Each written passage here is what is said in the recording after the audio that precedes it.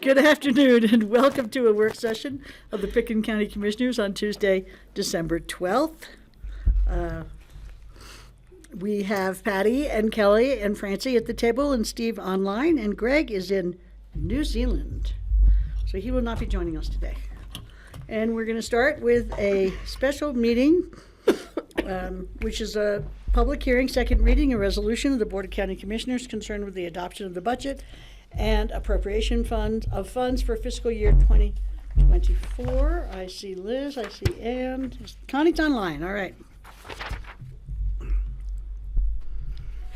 Hey, good afternoon, Commissioners. Good afternoon. Can you hear me okay? We can hear you perfectly. Okay, great.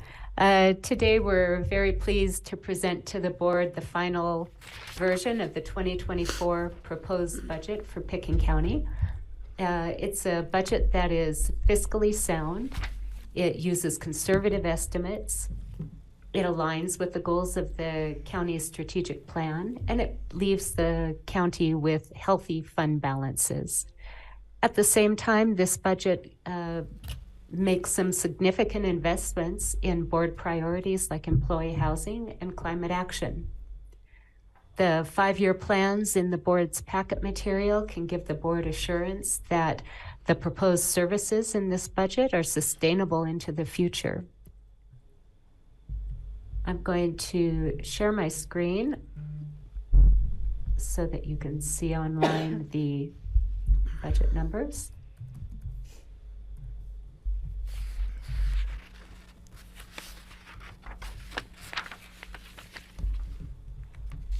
And I think I've lost the view. Are you able to see the fund balance summary? Yes, we are. Okay, great. The proposed budget for all county funds for 2024 is $220.9 million. And the result of that proposed budget is an ending fund balance at the end of 24 of almost $128 million. That's 71% of operational expenditures. And remember that our benchmark comes from the Government Finance Officers Association, and that would be 2 months of operational expenditures, which is 16.7%. So well above that benchmark. For the general fund, the proposed budget is $53.4 million. That leaves an ending general fund balance of $13.8 million, and that's 26% of operational expenditures. Over the last 2 months, the board has been able to dive into all of these budget numbers for the different county funds, as you've heard presentations from each area of the budget. The resolution before the board today includes the total budgeted expenditures of $220.9 million, We're also required by state statute to include transfers between funds, which is almost 20 million. And that leaves a total of 240.6 million in the appropriation in the resolution before you. So with that, I would ask the board if they have any questions or comments on the budget. Does the board have any questions? Patty? I have comments. Again, as I said at first reading, I want to thank staff. You guys do an amazing job. And I hope you get like a week or two off before you start budget again. I know it seems that way. It seems like just when you get done, we're asking you to start it over. This is one of many budgets I've been through. I've learned a great deal over the years. I've really gotten into the numbers and how they work out. I think that we need to, again, make it clear to the public that this large budget of $240+ million, a lot of it is monies we are either be receiving a lot of grants lately, which is huge, but also monies we're taking out of some of our reserve funds, the monies that have been kind of sitting there, increasing in numbers, to do projects. And we also have 5 new positions, which I'm supporting for moving on next year, because I think that they were justified during our budget discussions. But I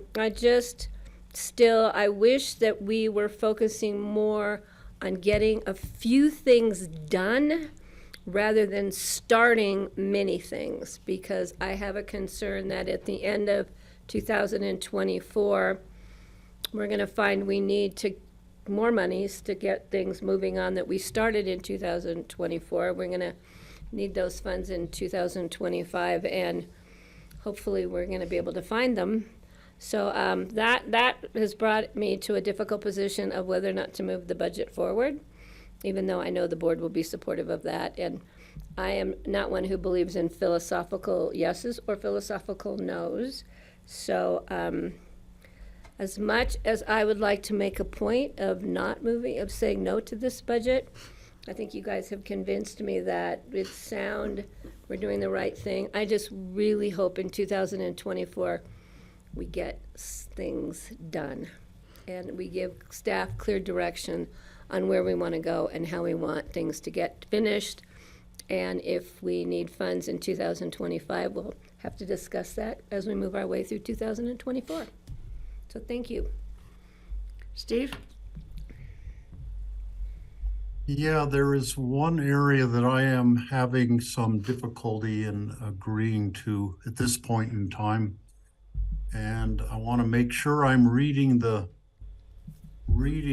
budget chart correctly. So that's the open space and trails budget. And if you look on page 17 of our packet, it's the open space and trails fund 5-year budget and 5-year plan. And the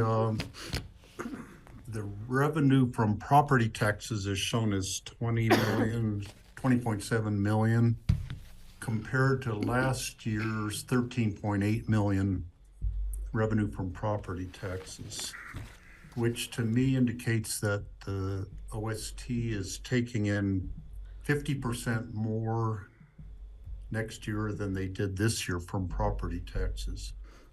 Now, I know that we had pretty much committed to doing the 5.5 or whatever the total increase for our general fund budget and for the ambulance district budget. And yet here we would be allowing the OST budget to increase by 50% instead of 5% in terms of property tax. That's the way I am reading that. And could we have a little discussion and explanation of that?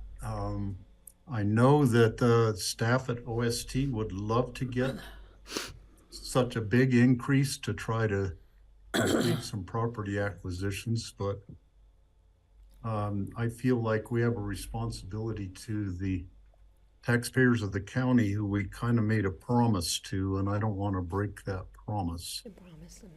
Yes, this proposed version does assume a mill levy credit in the open space and trails fund. It does not take the full mill levy. It is a 50% increase, but it is not the full mill levy. So we will be having a mill levy credit in order to reduce open space property tax down to this level, but at the same time, giving the ability of open space to move forward with some purchases. So Connie, how much would the reduction be in the mill levy credit? We don't know the exact numbers yet because we won't have the final assessment of valuations until January 3rd, and then we'll bring to the board the mill levy certification on January 10th. What we're looking at right now is about 6 to 7% less. So we think that the total assessed value will be about a 57% increase, and we're proposing a 50% instead. And Steve, that is pursuant to a conversation that we had last week with the board. And it's exactly what you're referencing right now is there are some potential large acquisitions that are on the docket, and it was how much money did we need to collect in the fund to potentially execute on those opportunities as they came forward. This is one of the few funds in the county that has been debruced, and one of the rationales for that debrucing is that the fund is largely used for acquisition purposes. And in order for that, the capacity of the program to acquire properties, that the revenues grow at a similar rate to growth in property values. And so that was the discussion. We have made the reduction in our other funds, as you indicated. And so that was the direction of the board as we understood it as staff at our last meeting. Yeah, and I remember having those discussions, and then I just started having second thoughts about it kind of over the weekend.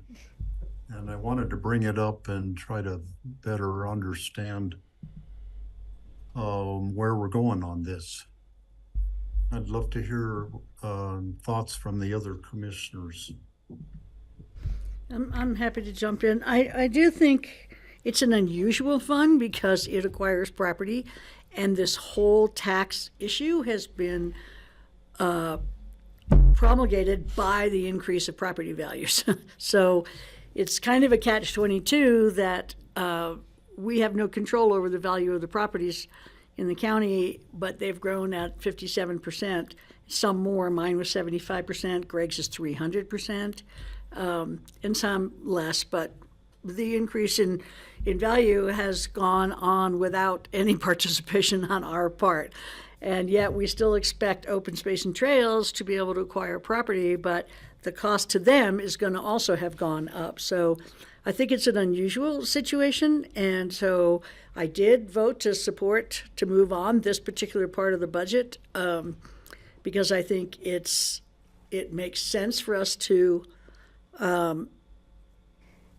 take a step that does not curtail the effectiveness of open space and trails given the rise in property values. And Steve, I would just additionally comment, some other funds, when they've gone to the voters, have had conditions placed on them related to, revenue creation, whereas the Open Space Fund has not. The taxpayers did not say, we support this fund unless or until, which is what has happened with other funds, right? We do have some limitations in our ambulance fund, in our healthy community fund. So, I feel comfortable given the very strong support that this fund has always received in the community, And I think we would risk, some backlash if we had to forego some really meaningful acquisition opportunities because we didn't have. In this coming year, and try and balance that out by still giving some level of decrease in the mill levy. Which is what we told the taxpayers we would try and be doing with this budget, was to look at it honestly, department by department, and look at where our mill levies are coming from, I should say, and try and look at it in a rational, reasonable way. And one other thing I would add, Steve, is that I think this is one of the ways that the county spends money that benefits everybody in the county equally. Indirect way that affects everybody, but this is one way in which everybody in the county receives the same benefit from the. It all made sense to me last week, and I can accept this decision. And the fact that it's tied to the increased value of the OST when they make an acquisition has to pay an increased amount for a lot of the acquisitions because of the rise in the value of properties. So there is a connection between the two, and I can accept the board decision on that. I love the open space and trails program. It's accomplished great things. So I just wanted to make sure there has been a little bit of backlash from constituents, and I wanted to make sure that we were all on board on this decision. So thanks. Thank you very much, Steve. I totally, go ahead, Kelly. You go. I was going to do broader comments on the budget. I was too, so go ahead. Okay, thanks. I would this is a big budget for sure. I would comment that, as Connie just showed us, that half of the budget is marked for fund balance, and that is operational cushion, saving money in the event of an economic downturn, saving money to do future capital projects, of which we'll spend some time this afternoon talking about what some of those are. And that, in addition to that, another 25% of the budget is taken up by the pass-through for transportation as well as subsidy. So I hope that maybe provides some comfort as to why this budget is as large as it is, and that this isn't a big spending spree, that really the other 25% of the budget is where the meat of our, how many funds do we have? 20 or so different funds comes out of. Thank you. Yeah, I just wanted to say in general, I really appreciate the conservative approach that you all take and in putting the budget together, in addition to all the incredible details that you deal with. And I think that this responsible approach to how we spend taxpayer money is pretty exceptional, and we're certainly not spending more than we're taking in. So I am ready to approve this. It's a public hearing. Well, thank you so much. Is there anybody in the public who would like to comment on this? Anyone online? Seeing none, I will close the public hearing and bring it back to the board. Looking for a motion. I will, let me get the exact title here in front of me. Move to approve a resolution of the BOCC concerned with the adoption of the budget and appropriation of funds for fiscal year 2024. I'll second it. All those in favor, please say aye. Aye. Aye.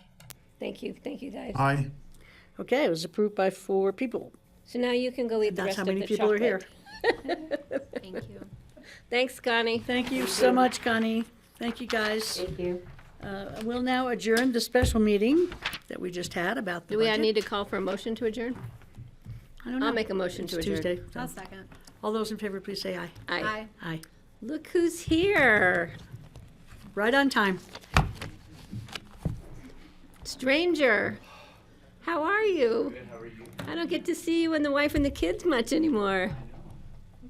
So that, the next agenda item just walked in the door.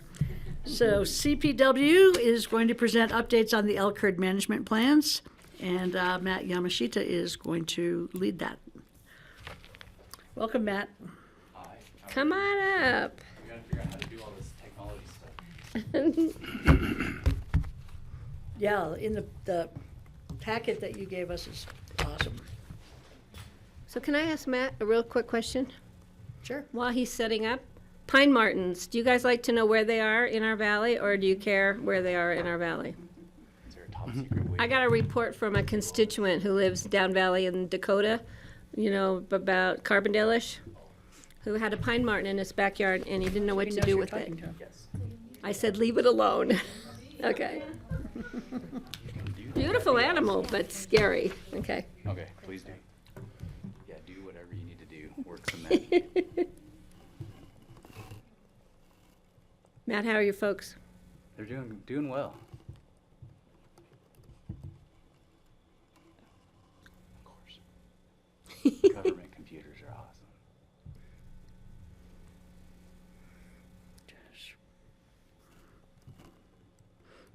We brought her here just for you, Matt, so she can. That was very smart. We've come to know you well.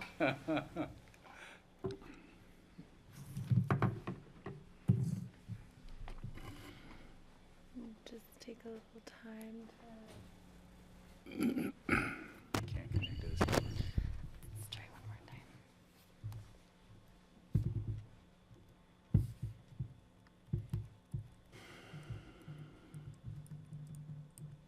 Oh, I wish they let you see it. Francie, I read that article about the wolves today, too, in the paper. Yeah, I saw that.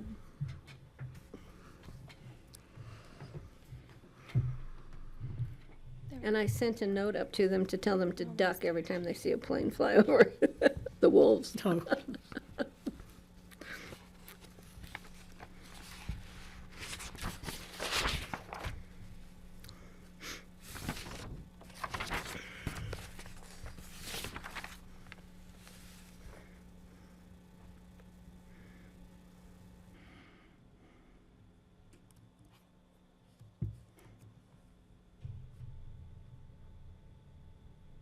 Oh man, that was so much faster. There's no way that would have ever occurred. Happy to help, truly. Well, if you want, you can just do all the presentations. You're kind of on a roll. That's what you're here for. You just hang out with her. I love this picture of the guy sitting on the top of the railroad car. Do you like those old school I know, pictures? where did you find that? Then put in your email.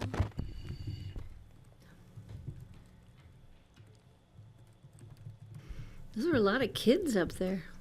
Just join. And then I'll go promote you to a panelist. And so when you see the prompt come up, click accept. And now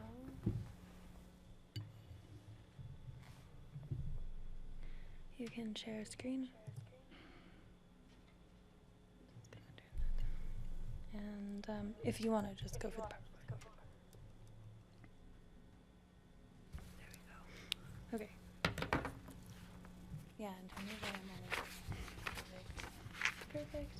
And you're good to go. You can see up there. Perfect.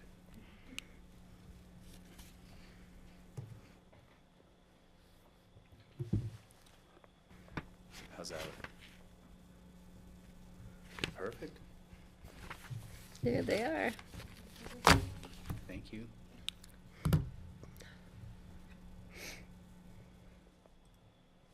Well, thank you for allowing me some time to talk about our elk herds here in the Roaring Fork Valley. Julie Mao is our staff biologist, and she was the one that put this whole presentation together, so I'm going to give her all the credit because I obviously am not as technologically advanced as her. Well, pass on to her that it's a really well done. It's great. She did a good job of putting a bunch of information into a short, kind of digestible format. She's currently flying in helicopters over in Eagle County trying to count elk and deer. So she's not able to be here to attend this, but definitely wanted to get in front of the commission and just update you on what we're doing, how we're doing, all of the above. So our biggest thing is right now, this winter, we are updating all of the elk herd management plans for the Northwest region portion of Colorado. This is part of a plan where historically we've done them one at a time, and as these plans expire, we've just re-upped them, but it's been kind of piecemeal across the state. Made more sense here a few years back. We started doing it where we are updating whether the plans are out of date or not. We're trying to get them all in the same cycle so that we can be more efficient about how we're managing some of these. So this winter in the northwest portion of Colorado, we're updating all of our elk herd management plans. For this area, it includes the White River herd, which is over off the flat tops, the Piney River herd, which is north of Vail, Walcott area, Avalanche Creek here, going up the Crystal River, and Frying Pan River herd, which is all the Frying Pan River. It extends over the top of the divide into the Eagle area. You were making note, Commissioner Clapper, about the cool photos there. And those were ones that we archived. I think they were actually passed along to us from the Forest Service a while back.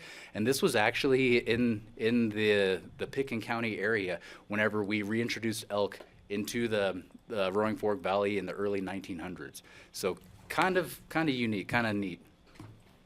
I was trying to figure out the old red brick buildings in the first photo there on the, How do you know they're red? How do I move? to the because next they're slide? brick. There's painted brick. I was wondering about the elk going through like a sheep dip thing. Does anyone know what they were trying to prevent from coming in? I don't They know. running through I the dip? wasn't around back then, so I'm not exactly sure. So just a quick overview, herd management plans, that's how CPW manages all of our game populations. They are 10-year documents, and so we manage them on a 10-year basis, and they're kind of our guiding light for how they set and establish a population objective range, and they also establish sex ratio objectives, especially in areas where we have limited licenses and we are managing for a certain number of males and females. The tools that we use in order to achieve our objectives include every year we set licenses, so that's the number of licenses. That includes the total number, that includes the number of male versus female, et cetera. We also have our 5-year big game season structure. We are getting ready to renew that one. So starting here 2024, we're getting ready to get a new season structure in place for 2025 all the way through 2029. The other thing we as an agency do is we comment on any kind of land use habitat management projects, provide recommendations to county governments, to local municipal governments, to federal land management agencies, et cetera, in order to just help inform different things that may influence our game herds. This is a map that shows our data analysis unit. That's just a fancy way of us saying those are our populations that we manage in northwest Colorado. The ones that are highlighted there, E6, E12, E16, and E15 are the ones I just described. Those are the ones that are managed out of our Glenwood Springs office. Land ownership in northwest Colorado, you can see here it's predominantly in our area is green and yellow. That's Forest Service and BLM land, so a lot of public lands out of this area here. Most of our private land is kind of focused on the corridors that are next to the highways, which happen to occur down along the valley floors. So in the Roaring Fork Valley, Highway 82, I-70, and then over going up into the Eagle area, some of the Highway 131 corridor. Biggest concerns and issues for our agency that we're paying attention to regarding elk management, most of these are not new. These are the same things we've been presenting on kind of in perpetuity, and I expect them to continue to be relevant moving into the future. And all of these issues you'll see, they're pretty much the same for every single one of those populations, those elk populations. Agricultural game damage, something we've always managed with paid attention to when elk are getting into mixing in with livestock, eating on hay crops, et cetera. Also, we're paying attention to calf recruitment and the declining elk numbers. I'll explain that in a little greater detail here in one of the upcoming slides.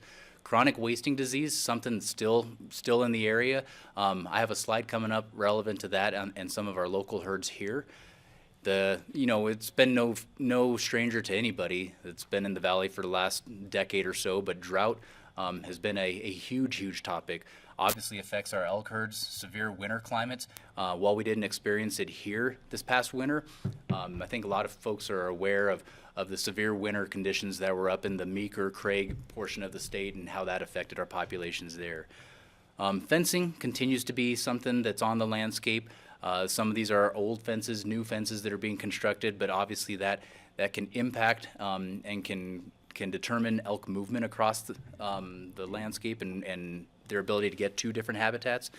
Also, pertaining to habitat is the quality of the habitat. The browse that we have out there, successional stages on vegetation and growth.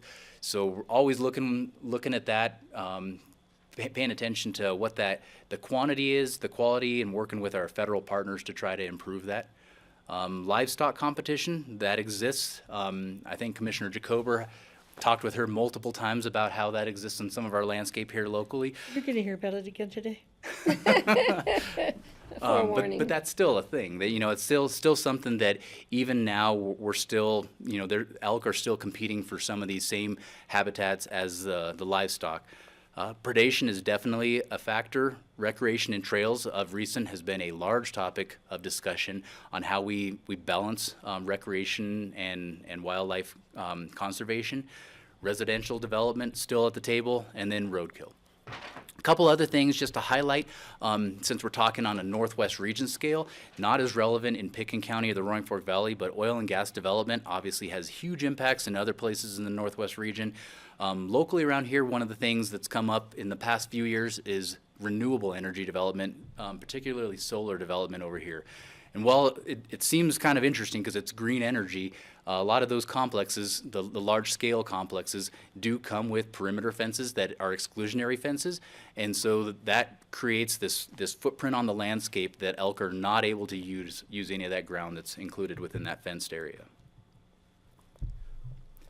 So I had mentioned chronic wasting disease, CWD. You can see right there, there's a kind of a couple of different holes in the map in the Northwest region. We happen to be sitting in one of those holes. So E15, E16, that's the Roaring Fork Valley here. We have not detected it here in the Roaring Fork in any of those units.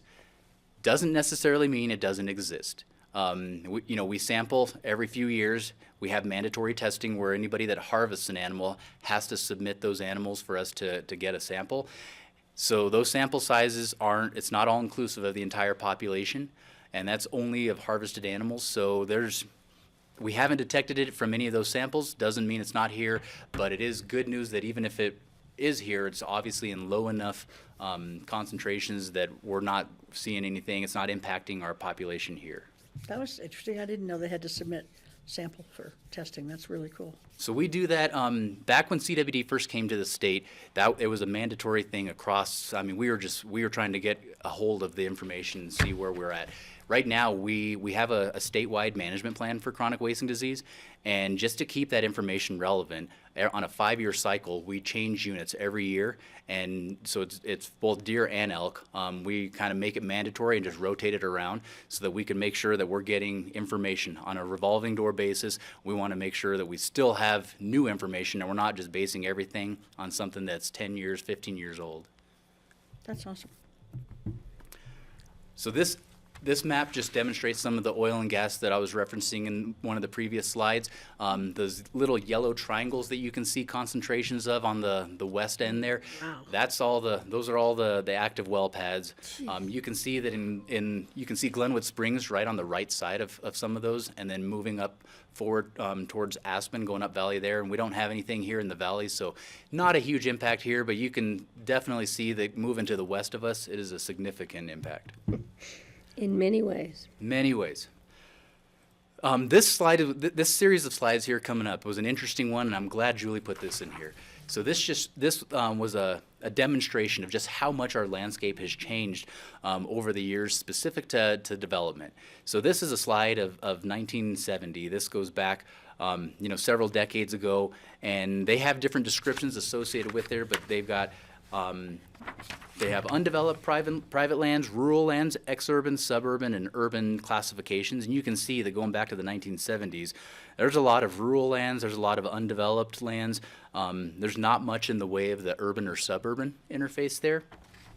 Fast forward to the 1980s, and you see a little bit of movement around some of those metropolitan areas there. Grand Junction down on the left-hand side there, you'll see a lot of movement there. And if you pay attention to some of that Aspen through Glenwood Springs corridor, you'll start seeing how the colors change as we progress. So this is 1980, move forward to 1990. Still, fairly a lot of rural still classification in there, a little bit in that exurban. So that we're starting to see a little bit of development move, and you'll start seeing that some of that green starts disappearing. We're seeing less and less of what would be classified as rural landscapes, and we started moving more towards an urbanized setting. In 2010, that same trend continues, and you look across the top over towards that Eagle Valley, and you start seeing some more of that light orange mixed in with the landscape there and some of the suburban category. And then fast forward to the 2020s, and that just continues. So I think it's a good way of just, kind of graphically demonstrating what's happening on the landscape and just seeing that we are changing, and we've been paying attention to how some of that change interacts with our wildlife resource. Yeah, you can see Carbondale and Edwards and stuff turning pinker. Correct, yeah. And I think, even as we live here, work here, all of the above, we see that on a day-to-day basis. This is just kind of an interesting way of capturing that phenomenon on a map. Boy, Eagle was significant, and even Route County up by Steamboat. A lot of growth in Eagle County for sure. So trails and roads, same thing. This is just a map that kind of demonstrates we've got a lot of trails and roads all across Colorado. This area is no different. We definitely see lots of trails and roads on the landscape, and that can have an impact as well. This was a map here, and this was just paying attention to some of the drought phenomenon. So you can take a look, and you can see that, the exceptional drought, that really dark maroon color, the extreme droughts in the red color, and take a look at the landscape and how things have gone from the early 2000s, which is on the far left-hand side of the screen, moving forward into the 2020s on the right-hand side of the screen. Drought's been a thing. It's kind of been cyclical in nature, but the severity of that drought has definitely, in recent years, has been more extreme than in some of the previous. The other thing to pay note to is that if you take a look at the space in between those drought cycles, there's not as much recovery time in between there. And that also definitely plays a role in how the resource responds to things. One of the things that I really wanted to highlight and emphasize here, kind of interesting. So I had mentioned how we definitely look at things on a population scale. So we're paying attention to our population objective ranges, and we establish kind of an upper end, lower end, and we're trying to manage for an elk population that falls somewhere in the middle of that. Some of the slides that you'll see they're showing that we're within population objective range on a lot of our elk herds. The one thing that's missing from that conversation, that's not a standalone piece of information, what also needs to be taken into consideration is our calf-cow ratios. So calf-cow ratios measure some of our herd vitality and our resiliency and how we're going to be able to affect change over long term. If you take a look at the numbers on the right-hand side there, for E16, which is the Frying Pan River herd, our calf-cow ratios, so the number of calves per 100 cows is about 36 per 100 cows. E15 is the Avalanche Creek herd, and that's pretty much everything from here all the way up Aspen Maroon Bells, moving back down towards Glenwood Springs, kind of on the west side of Highway 82. And if you take a look at that one, that's 34 calves per 100 cows. For note, based on the studies that we reference, we need about 45 calves per 100 cows to sustain a herd. So if you take a look at those numbers, and those are 3-year averages, we are below what it would take to just maintain our herds at our current numbers. I've got a graph coming up here that'll show you the population trends and where we're going with things and how this is significant.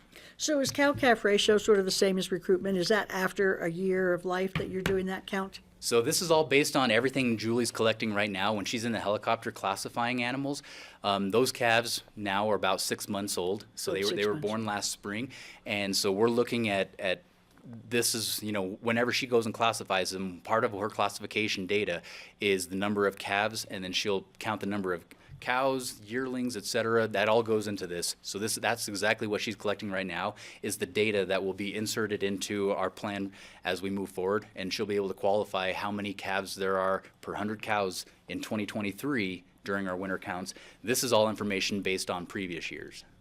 Okay, thank you. The other thing of note, if you take a look at the colors on that map there, the darker the green, the more calves per cows. And you can notice that there's very few places left in the northwest quadrant of this state where we have a lot of calves being, you know, coming into the herds. The one place in the northwest region is E15 that is yellow. That's not a great thing. We don't want yellow. If you were to extrapolate this out and take a look at the southwest portion of the state, there is a lot more yellow than there is green there. Oh, no kidding. So it's just a phenomenon that's occurring on the entire western half of the state. Northwest region is in better shape than the southwest, but we are slowly trending towards lighter colors green, of lighter shades of green, and we're now starting to enter into that yellow category, and that's what we don't want to see as wildlife. You wish. If only I could get away with it being so easy.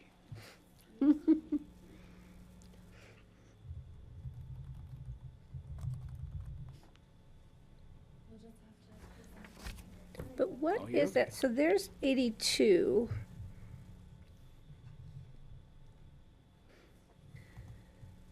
Perfect. Oh, that's just your boundary line. Catch up. Okay, so going a little bit further into the calf-cow ratios, they're affected by a lot of different variables. Some of it can be influenced through harvest, the pregnancy rates of those cows every fall, calf survival, adult female survival. You can kind of mix and match a bunch of different factors, all those different factors there, and they can give you readings on your calf-cow ratio. So it doesn't necessarily mean that just because you have low calf-cow ratios that it's because of one particular thing. And that's what makes it such a challenge for us to manage, is that we can't only pay attention to one item and have that directly influence exactly what we want as our result. At the end of the day, we just have to monitor all these things long term.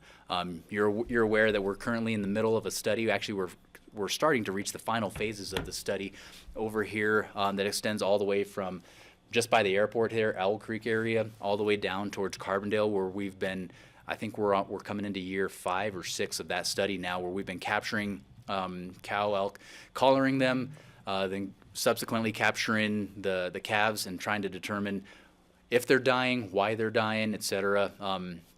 Our researchers are going to quantify all that data, give it to us, and something that we can hopefully use to better our management, our understanding of management in the area.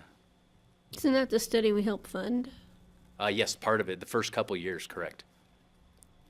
I think they're trying to, just because there's some data gaps in there, they're trying to get funding for one additional year. I believe they just received some additional funding. So instead of a 6-year study, I think it's going to become a 7-year study. And then they'll collect all the data that was collected during those 7 years. The researchers will go through and they'll analyze all that data and then produce some documents, some scientific journals that will help us determine exactly what that means. So here's our calf-cow ratios, and you can take a look. Julie split it out into the 4 different herds here that we're trying to update plans on.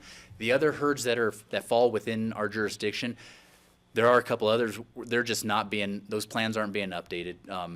So these 4, the one thing to take home on this whole thing is if you take a look at that trend line going right through the middle of all the data points, on every single one of those, as you move from historical towards more recent times, it's trending down.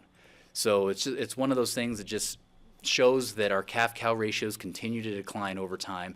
Our herds aren't as healthy as they once were.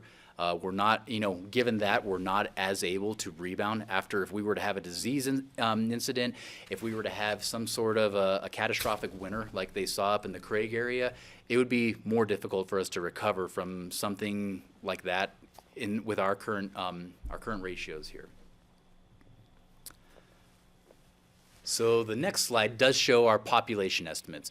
You can see that on all of these graphs, there's a single line, a gray line, a horizontal line on the graphs, and then that subsequently ends up turning into a bar, and that just demonstrates that we used to, back in the day as an agency, we would manage for a population objective, and it was a single number.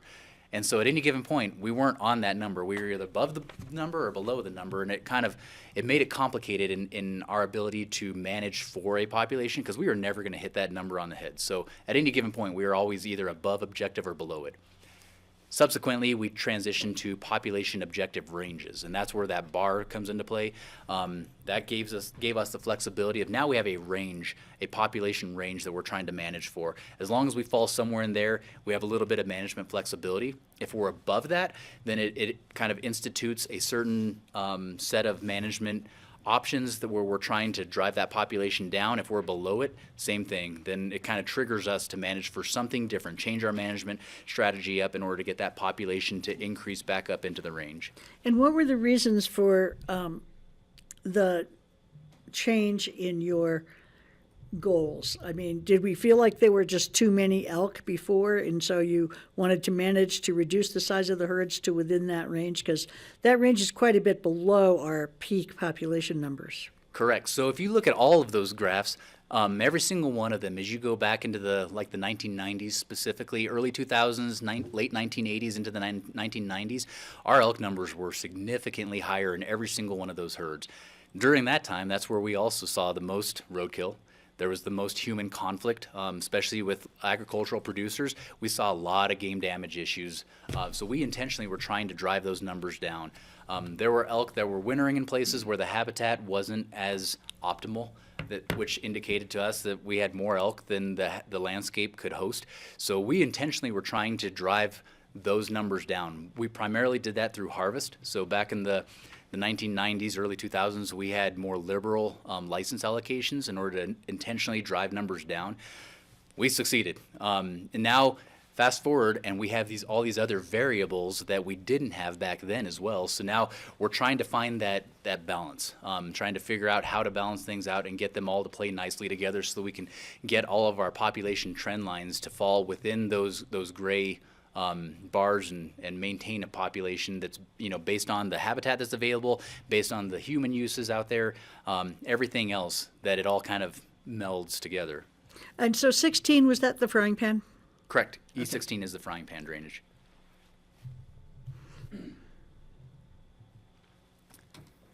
Bull-cow ratios, same thing. You'll see, we have ranges established within there. In our local herds around here, not as relevant because we don't manage for specific limited licenses on all that. We have unlimited bull licenses currently for both archery and in some of the units for some of the rifle seasons. We're not managing for a specific number of bulls per cows. As long as we maintain a certain number of animals in there, we can ensure that we're going to have cows that get bred every year and calves that are on the ground the following spring. So it's not of huge concern for us right now, but it is something that we do pay attention to, we do monitor. We do have ranges that we're trying to fall within. You can see that reasonably we're pretty reasonable there. We're staying within those bounds. These graphs here just demonstrate hunter harvest. So you can see, going back to your comment earlier, Commissioner Jacober, about just the harvest strategies, and where in the late 1990s, early 2000s, where our numbers were significantly higher, and we were intentionally trying to drive those populations down. It's demonstrated here on our harvest estimates as well. We were harvesting a lot more animals back then, and over time, over the past 2 decades, that harvest has tapered off, and we are offering fewer licenses, but also harvesting fewer animals as a result. So in our unit, those little, those rises and drops, the little triangles there, that's just your adjustment in how many tags you're giving in Correct. response to your data? Some of it is that these graphs are hunter harvest. So sometimes hunter harvest isn't always tied directly to the number of licenses that we've issued. Sometimes there's just rough years, some of these dry years where the hunting Loud. conditions are hard. Yeah, more difficult to harvest animals. The game distribution is a little bit different because they either haven't moved down in elevation, or there's other factors that play into that on the success of hunters. But generally speaking, it is somewhat tied to the number of licenses that were issued. So this is what we're moving forward. This is what we're proposing as an agency for our new herd management objectives. So you can see there's all the herds that are listed there, the current population objectives, and then on the right side in the tan boxes, those are the proposed new population objectives. So for the most part, most of it's not changing really at all. I mean, it's looking pretty much the same. The only thing that's really changing is our herd over there north of Walcott and Vale in that herd. We're just looking to expand that population objective range and make it a little bit wider of a range. But everything else, we're proposing same thing that we've been managing for the past. We still think that there's some reasonable habitat out there. We're working on the quality of that habitat, but we still think we can host this number of animals on the landscape.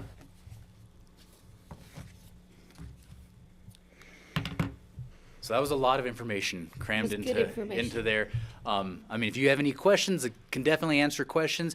At the end of the day, I know we're right now we're looking for feedback. So we plan to I'll stop sharing unless there's a particular slides you'd like me to go back and reference or review. But what we're looking for is just feedback from the commission on if you guys want to see anything different in there, if you guys have questions about anything, or if there's comments that we can take into consideration as we move forward on some of our herd management.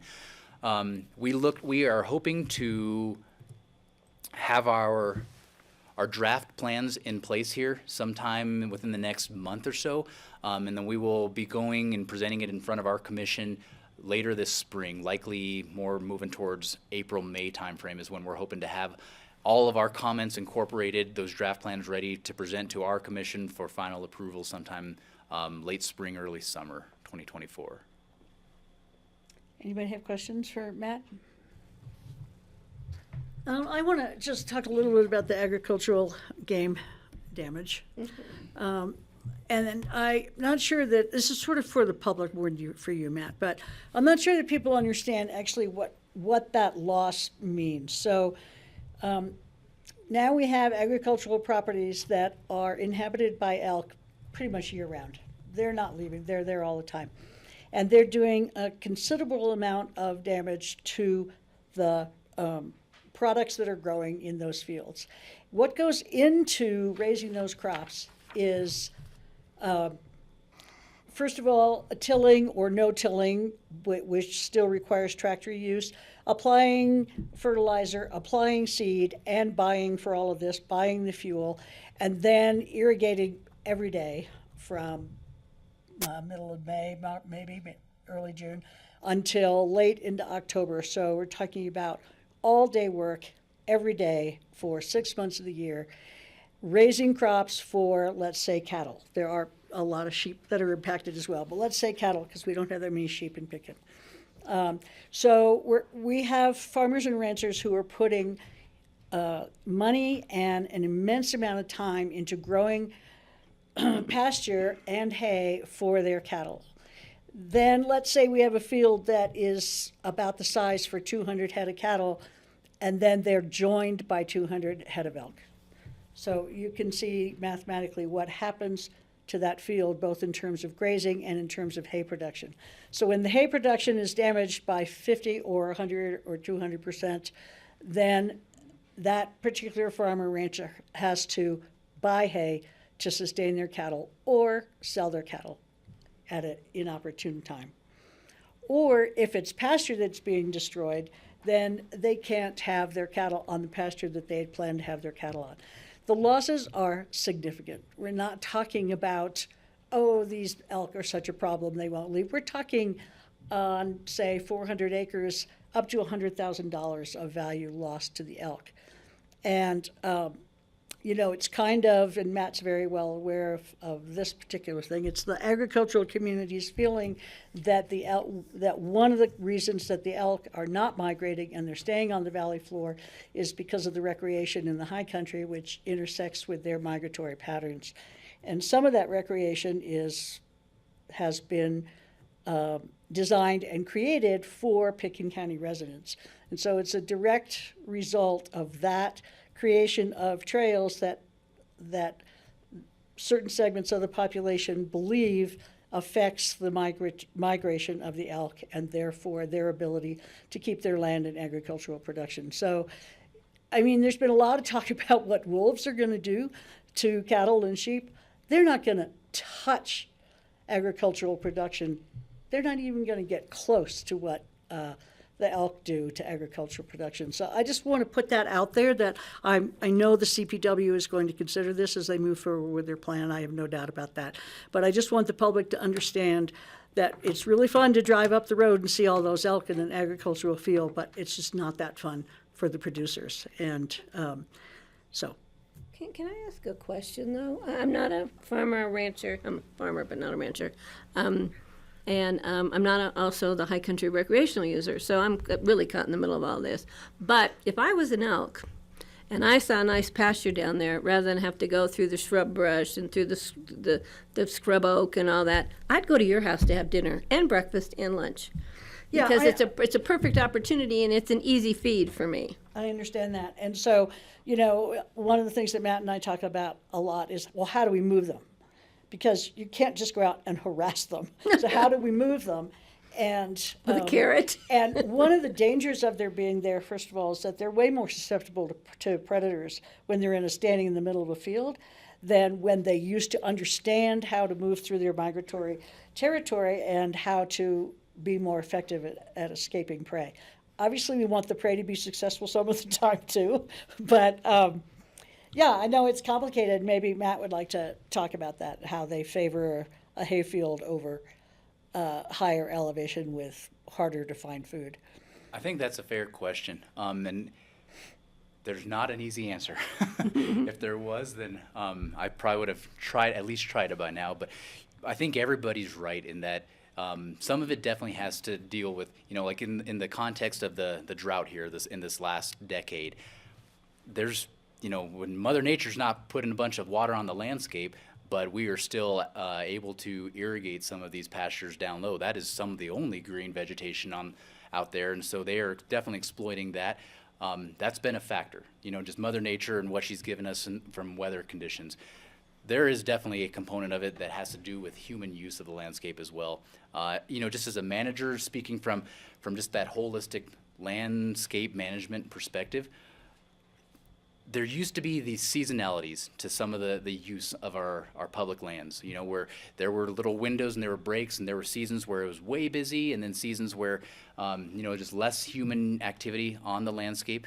And we've gotten very good at erasing seasons from our calendar anymore. And now we have different forms of activity on most of our landscapes year round. You know, our ski areas have found ways of facilitating summer use on the ski area in addition to the traditional winter ski resort activities. You know, we have mountain bikes that are functional all winter long now. It's not just a summertime activity. So there's just there's no seasonality left on anything.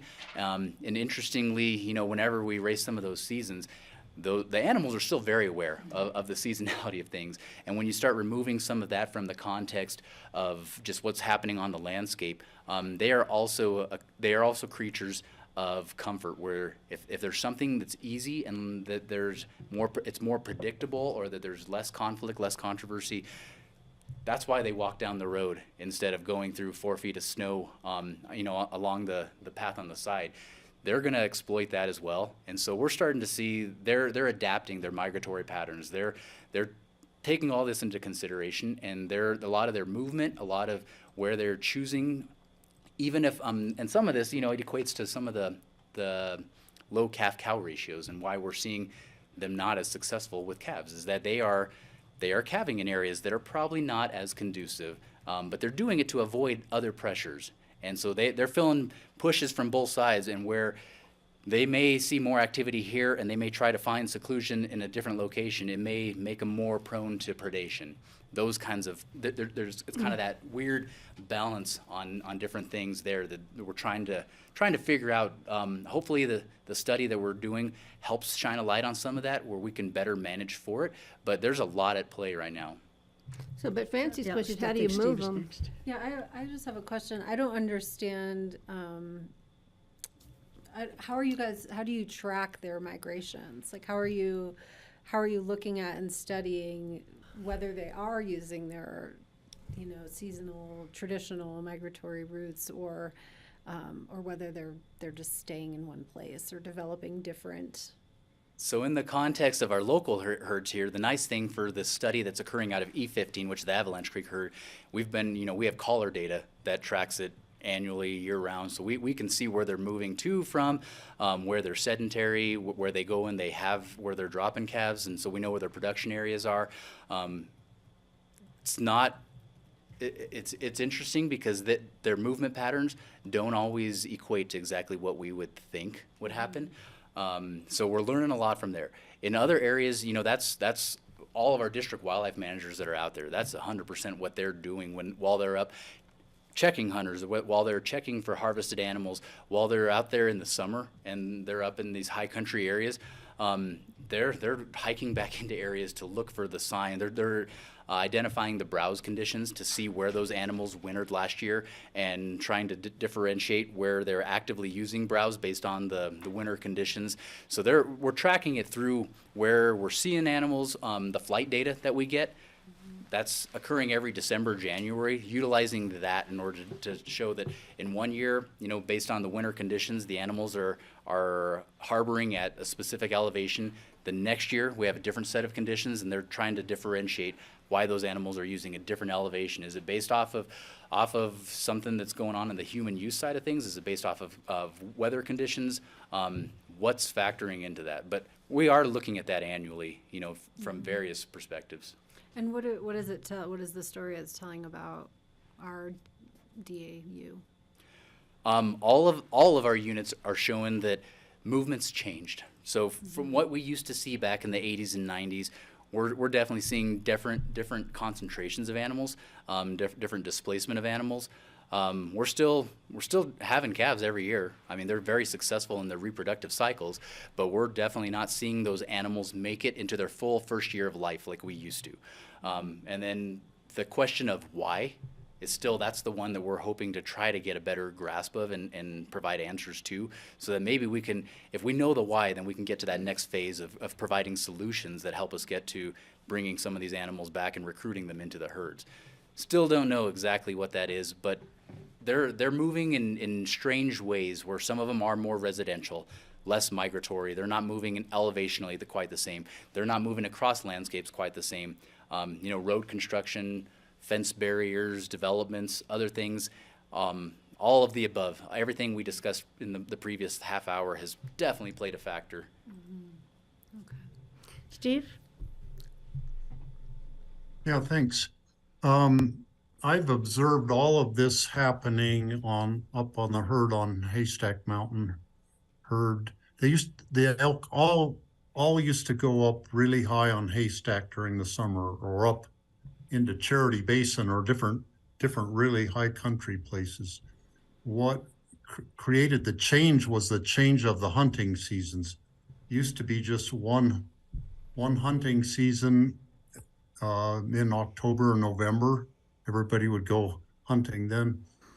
Then at the time when all the various seasons, starting with the muzzle loading and the bow hunting, starting in the middle of August, and then the 4 different rifle seasons in the fall, and the elk adapted to that really quickly. And some of them, I don't believe, ever go up into the high country anymore. They just stay. They know they're safe places on private land down at lower elevations, and they just stay there all summer. And I think some of those are the ones getting into the hayfield and eating the alfalfa crops. But I think a lot of this problem was caused by meddling with the hunting seasons by Division of Wildlife at that time.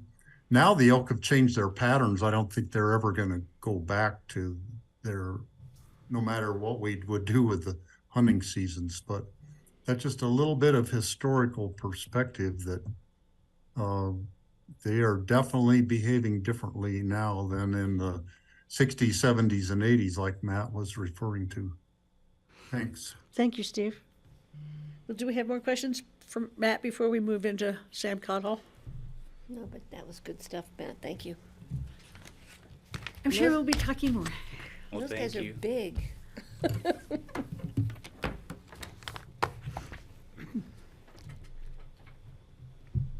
Sam Caudill's spot.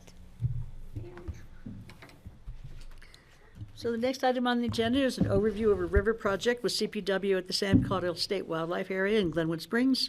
We have Matt and we have the Lisas, it looks like. Great. Thanks, Francie. Lisa McDonald with the Healthy Rivers Program, and Lisa Tasker is joining us today with the program as well. We also have Quinn Donnelly joining us. He's here for any technical questions the board might have. Quinn has been working with the CPW engineering team for us on the in-channel work. The board heard about this project at our River Board budget meeting in November, and we saw that Matt was on the agenda to talk about the elk management plan today, and so we were able to wrangle about 10 or 15 minutes, and we thought this is a perfect time for him to present a little history on the project and have the board ask any questions.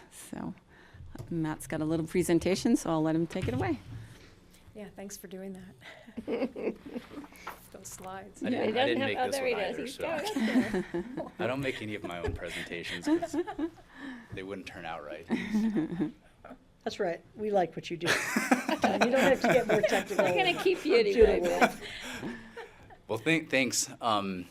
This presentation is just a quick update on, it depends on who you are and what you call it by, but Sam Cottle State Wildlife Area is how CPW recognizes it in regulation. A lot of locals also call it West Bank Boat Ramp or Iron Bridge, or there's a half a dozen different names. Black It's- Ridge. Yeah, it's all these same parcels, so we're talking about the same thing. Now, let me see if I can make it work.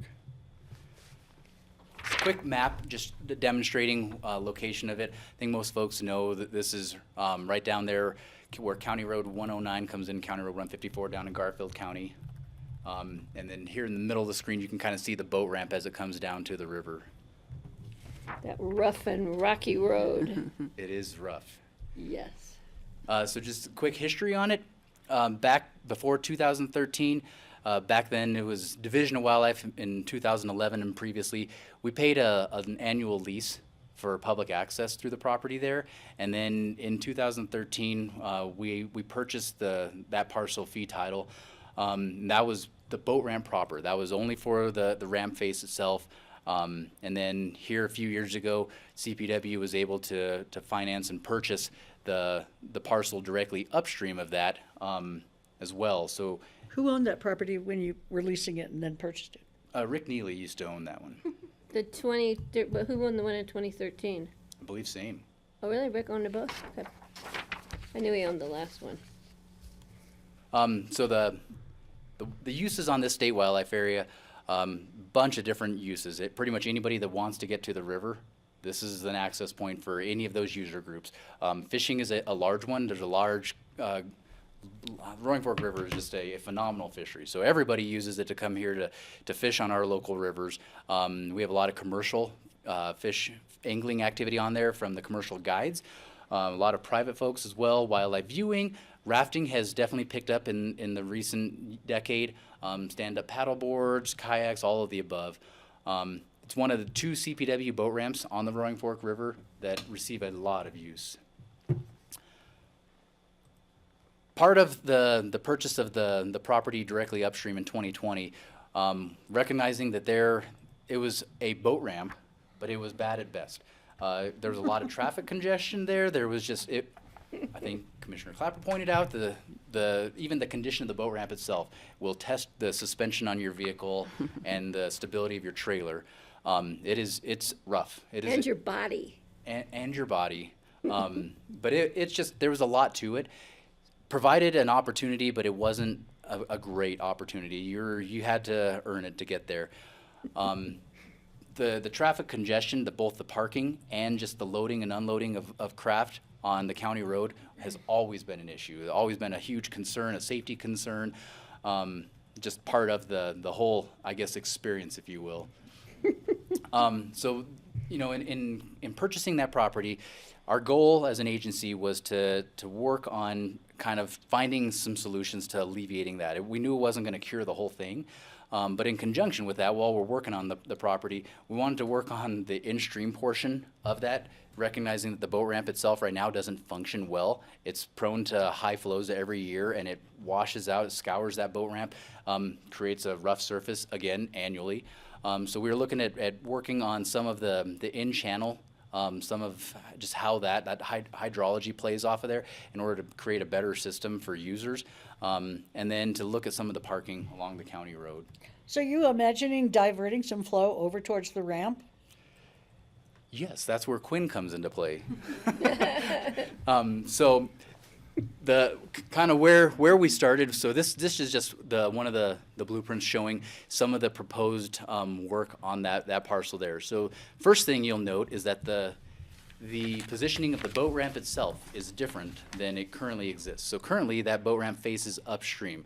It faces upstream on a riverbank that's where the water wants to flow in annually during the high flows. That's where that channel is flowing most of the water, and it's high velocity, and that's what creates that rough experience that we've alluded to.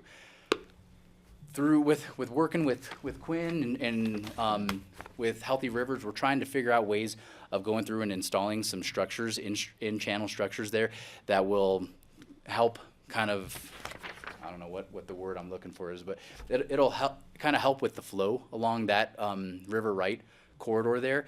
Repositioning the boat ramp itself and facing downstream will be a little bit more conducive for as people are putting on, taking off, trying to ease of access there. And then primarily, if you look at a lot of that kind of dark gray portion there, that's now a pass-through lane.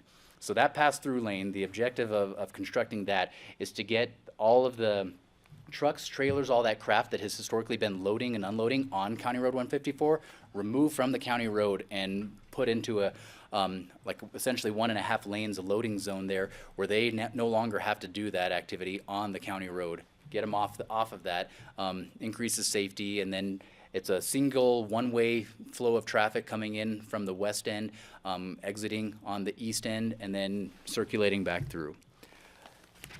Really steep along there from It's the very road down yeah. to the river. It is. It's yeah, a fairly significant drop. This particular, you can see where that's been designed, actually sits on top of a bench. So if you're familiar with the site, there's kind of right now it's heavily vegetated, but there's a bench that sits up above the river there, and that's where this lane would be, is on top of that bench, and then that ramp would extend off of that bench down into the river there. Wow. So you can see on the far west end there, that's where it's not shaded dark gray. That's kind of where the existing boat ramp occurs. And so the existing boat ramp would be repurposed into this one-way flow of traffic through there. This particular plan has already received kind of a makeover, and version 2 of it is now what you're seeing here. So CPW, we went and presented to Garfield County. This does lay within Garfield County, and they had put in a request for something to do with the parking. They wanted some help with alleviating some of the parking congestion. All that parking currently exists on the edges of the roadway. Edges of the roadway barely fit a vehicle, a single car vehicle on the side there. They were looking for a little bit of help to get some of those vehicles pulled out of the lane of traffic. So this proposal was to increase on the, I guess that'd be considered the southwest side of County Road 154, and looking at creating some additional parking there by expanding that right-of-way to where now there's additional parking there. Understanding that this isn't going to solve the congestion of the 40 to 50 vehicles that park there every weekend during the summer, this at least helps facilitate some of that, especially along that area where County Road 109, 154 all come together in a pretty interesting intersection. So this was proposed to Garfield County. Garfield County, the idea appealed to them. Now moving forward, Garfield County's, said that they would like to chip in some money into the request too, in order to help with that parking side of it. The first plan was without any of the parking. Our funding, this was designed back in 2020. Prices are way different, fast forward 3 years. And so what we had secured for funding associated with this project is now very outdated, and it will likely be outdated moving forward into the future as prices continue to skyrocket. But the $300,000 that we had allocated toward this project in 2020 wasn't going to get us half of what we were initially planning on doing, moving into our build out phase, which is coming up here within the next year. That's where I wanted to thank Healthy Rivers for recognizing the need. We've been able to engage in some awesome conversations and finding ways of getting creative with leveraging funding and everything else, looking at the focus of what they're paying attention to with the in-stream channel and some of just that riparian corridor there. Kind of plays into what Healthy Rivers is definitely interested in, but that was also an aspect of our overall project. And so we were very grateful that there was a partner that was able to kind of come to the rescue and help us with some of that. And then Garfield County able to come in and help accommodate the parking side of things along County Road 154.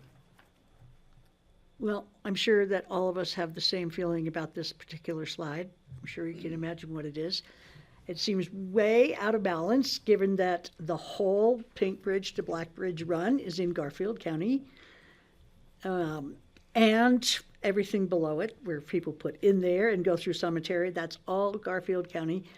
So why is Picking County being asked for $400,000 to $500,000 and Garfield is offering $60,000? It's a good question. Other than the nature of the beast. Well, and so the initial part of this conversation was CPW coming to Healthy Rivers. Actually, to be fair, Healthy Rivers came to CPW saying, hey, what's going on with the boat ramp? And our story at that time was that we had $300,000, that were encumbered for this project, and that was going to get us about a third of what we had initially proposed and planned whenever we had purchased that parcel back in 2020. So we were scrambling to make good on anything. At the time, we were probably only going to be able to do a pass-through lane. It would have been utilizing the existing boat ramp as it is. There would have been no in-stream work done. And so that's where Healthy Rivers went and started exploring opportunities on, well, under the scope of what they're concerned with, what can they do, what can they help with. We didn't know price tag at the time when we initially engaged in those conversations. We solicited the help from River Restoration with Quinn just to kind of explore what that is. And the figures that are represented there, that was where, in working both with Healthy Rivers and with River Restoration, that's where they kind of provided the context of that one. As far as the $60,000 coming from Garfield County, that was us putting in that request from them specific to the parking side of it. When we initially had done this, we hadn't planned on any county helping with any portion of this. We requested the $60,000 based on the specific request from Garfield County saying that was the one thing, the one part of the plan that we weren't incorporating into any part of our blueprints that they wanted to see an adaptation toward. Patty? Well, I have both my family's involved in this spot, both personally and professionally. That's kind of where we float. So I'm very familiar with it. I'm very familiar with the obstacles and the opportunities there. I don't disagree with Francie that it would be nice to see Garfield County coming in to help us out a little more. Eagle County, because this spot is utilized, because I've been on the river and I've seen people from everywhere that I know, from Aspen to Glenwood and beyond, that are using that section of river. So it's a big thing. It would be nice to have Eagle County pitching in, because I know there's a lot of people that reside in Eagle County on this side of the mountain that utilize that spot. So the other thing, I'm going to share this with my son. because I know he might have some good ideas since he does use it a lot. And maybe see if he can rally those that he's in contact with a lot to see if we can't do some kind of community-wide fundraising opportunity. I think this is a great opportunity for a lot of those users at that spot, both professional and personal users, to maybe help out. Wouldn't be a lot of fundraising, but I think it would show the intent of the community to have a better amenity there. So I'm going to reach out to him, and I'll keep Lisa posted. The Steve? Roaring Fork Fishing, oh, sorry. Oh, sorry. There's one for The Roaring Fork Fishing Guide Alliance has been involved with it, and that's kind of how where we came in. Our chair at the time is one of the board members, Chris Lemons, with the Guide Alliance, and I think Matt and Chris started talking and wondered maybe how we can connect. And I know the Guide Alliance is putting a small amount and is involved in the project I'm as sure well. Trevor's involved in that, but I'm not Yep, sure. yep. Trevor's kind of got his own loan thing. And even if it didn't come to the build-out portion of this, even if it was just on an annual maintenance side of things, that would be hugely beneficial. Well, and a lot of the rafters or the outfitters, the fly fishing guides, they really help to keep our river safe in so many ways and educate the population onto river issues that I'm sure I can see what I can do. That'd be great. Got some connections there. Steve? Thank you, Matt. Yeah, I echo the same sentiments. I'm sure Garfield County was really pleased with this proposal because they only have to pay 60,000 for some parking along their own county road. I would rather see Picken County. I'd easily put in 300,000, match what CPW No, we're can putting in raise more. for it. If Eagle County and Garfield County both could participate at some significant level, and let's, people from all the counties use the river. Let's have all the counties help pay for it. And I've put in the river there in a canoe one time. I've taken out there in rafts several times, and it definitely needs some work. It's some tricky boatmanship to safely navigate that landing there. So I look forward to having the work done, but I want a better spread of the money for doing the improvements. I go in every time we get out, every time. Yeah, it's rough. Big rocks and terrible. And we do have the 500 allocated. That's what we did when we did the Right, right. Yeah, I'm presentation good. already. So that is kind of a set goal. And then if we can get other funding from other counties, that would reduce our I think we should commitment. maybe do a letter to the other, let's see what Garfield does, but maybe we can reach out to Eagle and I'm see. sure some of the floaters start in Eagle County. Well, and some of the floaters live in Eagle County, Well, a that too, lot of them, but yeah. I mean, I've certainly put in Eagle County and gone all the way in my kayak quite a few times. Yeah, Matt, how much do you think it is with maintenance per year or right now? On this particular parcel, it'll increase as we improve some of the infrastructure over there, but just for the boat ramp alone, we do bring in a restroom facility for the busy season. I don't even know what the price tag is on that one. I'd have to resource that one. But I know for the resurfacing of that boat ramp, the Guide Alliance contributes toward, they're annually contributing between them and us anywhere from $5,000-10,000 just for material.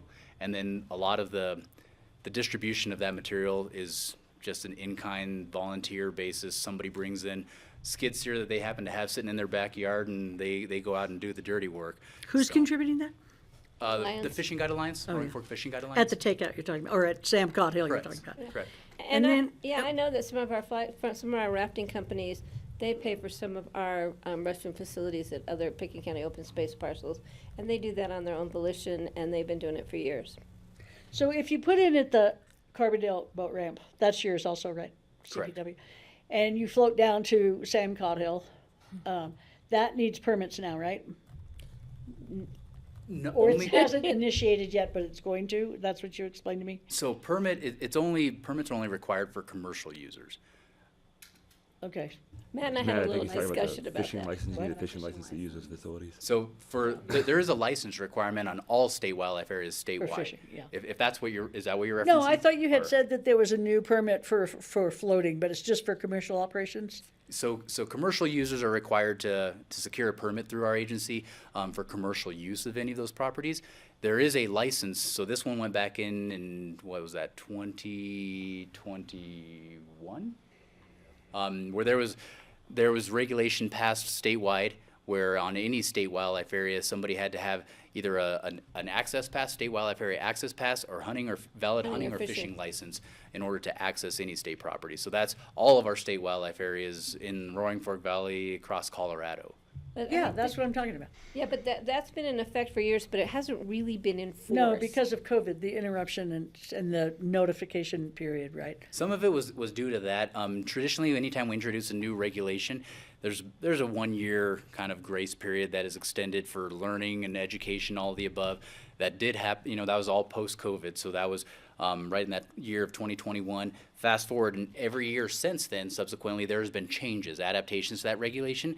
Because of those changes, it's Right. one of those things that it kind of restarts the clock. So fast forward, and this past summer was really the first true year that there had been a 1 year period of no change.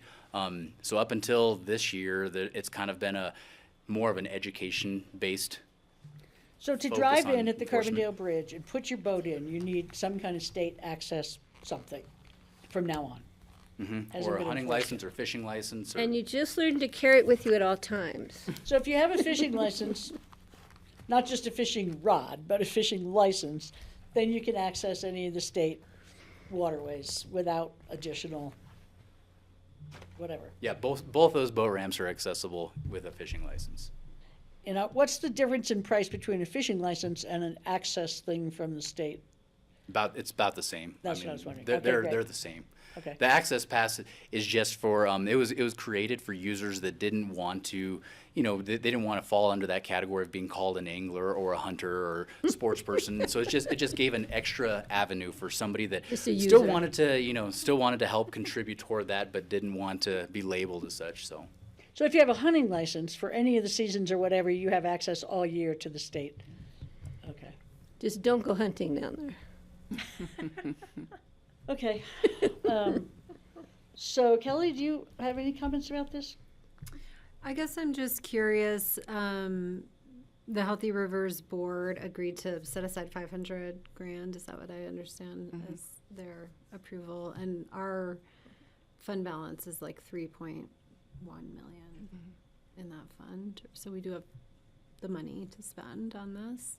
I would support outreach to Garfield and Eagle, perhaps to split some of a portion of that, and we'll see how that goes. But I think there's probably going to be additional with the way the cost of doing business has gone up. I couldn't understand what you said at all. I'm I sorry. think it's going to be, sorry, I was mumbling. Yeah, you were. I think there's going to be an increase in the cost of doing business as far as construction. So who makes the request? CPW? Kelly, is that what you're recommending? well, it's their project, but We could do a letter of support. Yes. Okay with that? Yeah. We'll provide you with a letter of support, and which will mean a whole lot to them. Eagle And- County will listen. They've been a good partner. We've worked with them in the past on projects. Eagle County? Yeah, they are. Okay, I'm excited. so it looks like you've got the 500K no matter what, but it would be great if you reached out to Garfield and Eagle, and then we can help support you in that. Perfect. Let's get her going. End of the day, it's got to be better than what it is now. Oh, God, absolutely. I've had some massive bruises from that. But you know what? I'll do it again. You're gonna miss that experience. One of these No, days, maybe not. you'll look back and yeah. Well, if there's nothing else. Next time I'll send you a photo. Thank you. Thanks, guys. Good to CPW see can you. go back into the wild. And say hi to the family for this. Thank end. you, by Thank the you. way, for everything you guys do. You guys for are our great. wildlife. And we love Curtis. Being over here in that great house. That's worked out really well. Thank you very much. Thank you. Appreciate Thank it. you. Good Thanks to for see ya. everything, Matt. Thanks for listening to me once again. Oh, now I get to leave the room. for smuggler? Yeah. I think we'll do smuggler and then we'll take a break. And I Hi, want to Kurt. talk to you after the break, so I'll be waiting for you outside. Okay. But this is a totally different question. We're half hour behind. Okay. I know. Hi, how are you? Doing well. I have a. Do you have open discussion? Person to elevate if she hasn't been. Liz. And our future agendas won't be very long because we don't have much in future agendas either. She works for EPA, so she's just gonna. The thing is that we should always leave more time for things like elk herd because we love that stuff. Everybody on the board wants to talk about that. And John always makes it really short, so, or whoever sets the, time. Are we I think taking a break should for a think about second? that in the future. No, okay. Okay. Anytime you guys are ready. Oh, okay. Right. Right. I just wasn't sure. This is the Smuggler Mountain Superfund site follow-up. Awesome. Thank you. Kurt Dahl, Environmental Health Manager. Good afternoon. Hi. I am here. I have a few people here to help with a follow-up to a meeting we had in August about the soil subsidy program. Yep, and I'm Tom Dunlop, the Smuggler Mountain Superfund Site Manager for Pitkin County. And we have online Liz with the EPA. Liz, do you want to introduce yourself? Sure, thank you. My name is Liz Stengel. I'm the Remedial Project Manager with the EPA, and Smuggler Mountain is one of my sites. All right, great. You certainly have beautiful hair. Oh, thank you. Okay, so in August, we came to the board to discuss some changes in the cost for soil removal from the smuggler site. So the meeting today, I have a follow-up to the subsidies that we talked about at that meeting. Also at that meeting, the board had some questions around smuggler itself. Right, there were some questions around, we've been doing this for years. If there's a low risk or no risk, which is the impression that the board had, is this something that we have to continue to do into perpetuity? I think there was some recognition that there are other Superfund sites that have gone from a designation and there's no activity required. So we did some follow-up to understand that. The other question that we heard was the amount of work that we do, and we share that work in conjunction with the city of Aspen. We have an IGA. When the county signed the consent decree, that was all county property. It's since been annexed into the city of Aspen. So we have an intergovernmental agreement with the city they actually do review of building permits and site construction, and they have a soil removal permit that applicants fill out. And so we partner with them in the work on the site itself. If it's okay, I'd like to start with the second piece, just so that we can recognize Liz or respect Liz's time, and then we can come back to the subsidy piece. It should be a really short conversation. As a reminder, in the 1980s, it was discovered that mine rock in the Smuggler area contained heavy metals, of which lead was the most concerning. Lead can create cognitive issues and development issues in children, and there was concern about potential exposure causing public health issues with that. To really summarize that really quick, a lot of hard work, a lot of negotiations with the EPA over time. We, Pitkin County, agreed to manage the site and institutional controls, which were monitoring a cap that was put over the soils to make sure that that cap remained in place to minimize any potential exposure and any public health threat.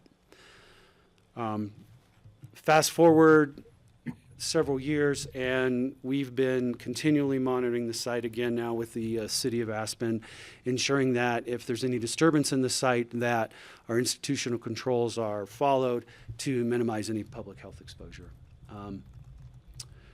The question that was brought up about low risk and no risk, when we were developing the institutional controls, the EPA and Pitkin County initiated a technical advisory committee, or TAC. There were 6 neutral individuals from England and the United States to make recommendations around 3 questions. 1, was there an immediate risk to the public? 2, if there wasn't an immediate risk, could there be a future risk? And 3, what public health actions were recommended that would take to minimize any risk. So the Technical Advisory Committee, the first question, there was not an immediate risk to public health in their opinion. Future public or health risk, the TAC said that if the site was managed correctly and there were land use rules put into place around development, that we could minimize that.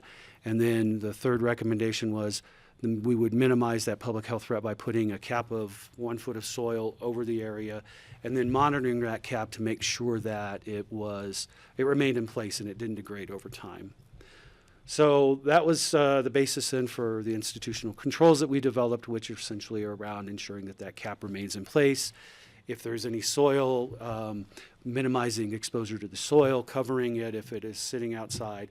If it has to be removed from site, it has to go to our landfill, or you can bury it on site and it remains there.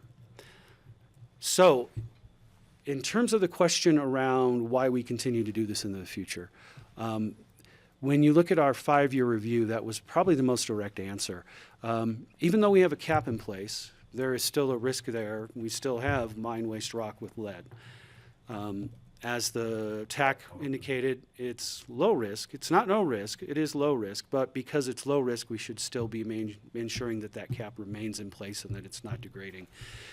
And in the 5-year review, it confirms that in fact the contaminants do remain on site, and because of that, the EPA wants to do another 5-year review in that time.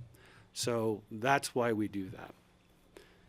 In terms of the designation that we have for some Superfund sites, the term that I found, I didn't know it at the time, I had to go find it, but I believe what somebody was referring to is there's a designation called unlimited use and unrestricted exposure. And that allows for basically free use of a site based on the contaminant being cleaned up. And I think that's the important piece. So to simplify it a little bit, you have a spill of methyl ethyl death. And that is all cleaned up, and the site is in a place where there are no other contaminants that are a public health threat. That would then qualify, as I understand it, for this idea of unlimited use and unrestricted exposure. Because we continue to have, even though it's under a cap, we continue to have the mine waste rock there, that means that we won't qualify for that designation.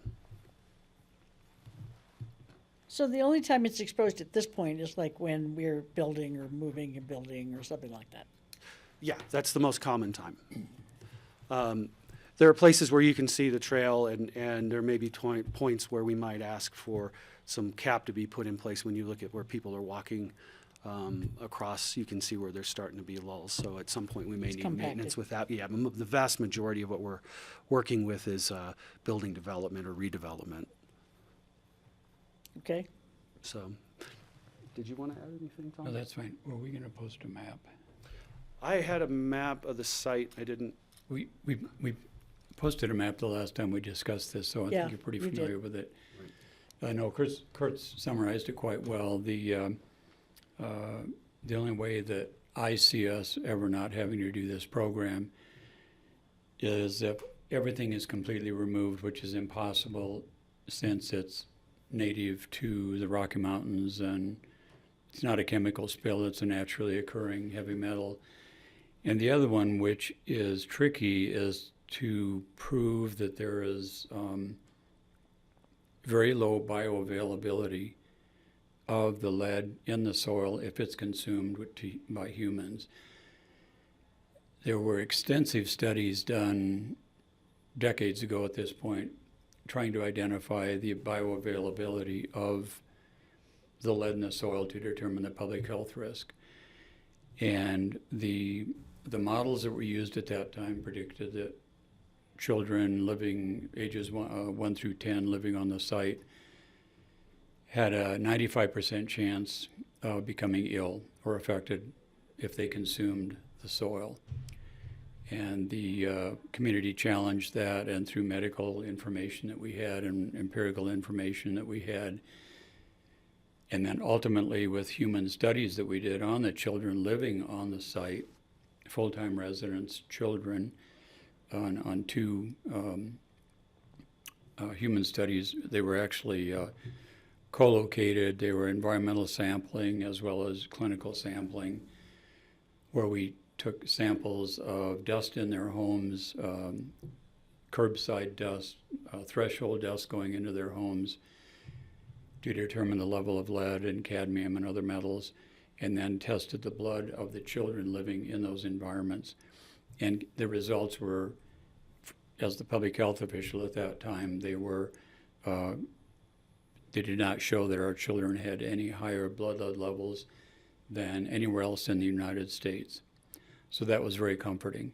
But in order to, under the words of the Technical Advisory Committee, to be able to prove a very low bioavailability is going to be difficult, to the point where I don't know that we would have the capacity to do that at the level that the Technical Advisory Committee wanted us to prove. It would almost be like no bioavailability, which is impossible. I see. And how many Superfund sites, mining Superfund sites, are there in Colorado? I mean, there must be a lot. There's so much mining here. Does anybody know? I don't know. Liz, do you know the Do you answer? know? Yeah. You know what? I don't know the answer to that. I can certainly research that for you, but I can say from, let's say a national perspective, out east, you don't have as many mining sites. You have other types of contamination, and the further you move west, the more larger mining sites that are on the Superfund list. And what that number is, I'm not sure, but yes, there are a handful in Colorado. But just a handful, not dozens. Not dozens, no. Okay, great, thank you. That's good enough for me. You don't have to research it. Maybe I could add one other thing. The site was delisted in 1999 in September. And that is a bit misleading. Delisting or deleting are interchangeable words, but it doesn't mean that there isn't an ongoing responsibility. The way we were able to get the site delisted was through the institutional controls, the Technical Advisory Committee, the blood lead studies, showing that we had the site controlled to the point that it is becoming less of a threat than it perhaps was before the institutional controls and the capping and monitoring was put into place. Okay. Any other questions? There was one, oh, sorry. There was one other question I wanted to answer for you. Yeah, go ahead. So the question around the management of the site itself and whether or not the work we're doing is consistent with other sites. We talked with Liz about this and other EPA staff, and it is fairly consistent. There are differences in some of the sites are managed either by the State Health Department or EPA or locals. There's a combination of each. But there are things like annual letters, building permit reviews. Those sorts of things are done on site, just like we do 6-month updates to the EPA if it's not the EPA managing the site, and then 5-year reviews. So in terms of that, it's consistent. One of the things we are doing, however, we are working with Liz to try to streamline some of the efforts that we're doing. This was all written in a time when the digital age really was just coming online. And so we have some ideas around things like the annual letter and whether or not we can actually send that via email. We retain all of our records, and right now we have scanned those electronically. We're working with Liz to actually have the public access to those, and that we don't have to keep all the physical copies and then storage. We do the annual letter already as an update that goes to the EPA digitally. So we're kind of continuing to look for opportunities of ways that we can actually create less work for us. It's not a lot. And fortunately, the work that we do is paid for through the agreement we have with the state with the landfill fee that we get that goes into the smuggler fund. So it is a program that it actually is paid for in itself right now. But we continue to look for efficiencies there. That's great. Well, thank you guys so much. Thank you. Liz, did you have anything to add with that? Any? No, just to say that, I think that Pitt County Health has done an outstanding job these last several decades of keeping up with these institutional controls, and it's much appreciated. I'm really excited to be on the site and to work with Kurt and Tom on getting some of these efficiencies in place. I do think it's going to make a difference, and hopefully will make things easier in the future. Okay. So I appreciate the opportunity to join. Thank you, Liz. Steve? Yeah, the thought has crossed my mind that there are the people who live in the Smuggler Superfund site area are benefiting from the largesse of the entire population of Pickens County. If someone is building a new house there, I think they should be required to retain all of the contaminated soil on their property as part of their project. I don't think, why should they be allowed to take it to our landfill, which has a limited lifespan? That's putting the cost of their building their house on the rest of the people in Pickens County. So that's just a thought on maybe a change we could make going forward to either have them pay a whole lot more or just retain all of their whatever they excavate on their own property. And I think that would be fair.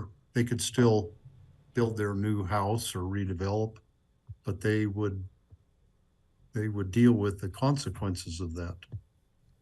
Thank you. Thank you, Steve. How would And- you do that? Steve, I believe, and I would need to double check with Kathy at the landfill, but the change that was made, I believe if you haul soil from outside the site, it's the same cost if you're inside the site. It used to be subsidized and it was brought up to it's the same. That both has to be disposed of as trash. So I think the costs are now the same anywhere you're within Pickens County. But I can double check with Kathy to make sure I have that understanding correct. And it's not quite anywhere in Pickens County, but it's anywhere that has the same sort of Correct. level that we're talking about. So some other sites within Pickens County are not within the designated site that we're talking about here, but do have mineral levels. Those are treated the same as these are treated. That was part of the inequity of providing Yeah. subsidy because others don't receive it. There's a process you have to do regardless. There's a process when you're in Smuggler. If you're not in Smuggler, you have to test your soil and actually demonstrate if the mineral levels are less than, and if they're not, then there's a process that it gets hauled in. Sure. So, and that's what Laura's referring to. Thank you for clarifying that. Yes, thank you. So, Okay. one other piece, the subsidy itself. So when we met in August, we discussed the change in the fee itself. There were 4 open building permits at the time, and the board instructed us to go back and look at those building permits with the thought of if those were open at the time that the fee changed, therefore, if that's a burden, we should subsidize their difference in cost because it wasn't planned for. So I went back and talked to the 4 people who had the open building permits, 3 of which had already done all of their soil removal and remediation prior to the fee change. The other one had 3 truckloads that were taken to the landfill after, but Kathy honored the previous rate. So there was no need to subsidize any of them at all. Oh, great. So that Thanks was so just much that for quick that. update. Yeah, I kind of forgot about those 4. Yeah. Yeah, that's very helpful. Thank you. And that's it. Okay, then. other Thank you, questions? guys. All right, awesome. Appreciate it. Thank you. Thank you, Liz. Thank you, Liz. All right, we're Thank going to you. take a break until 3 o'clock. And Dora, we'll be back at 3. We got up.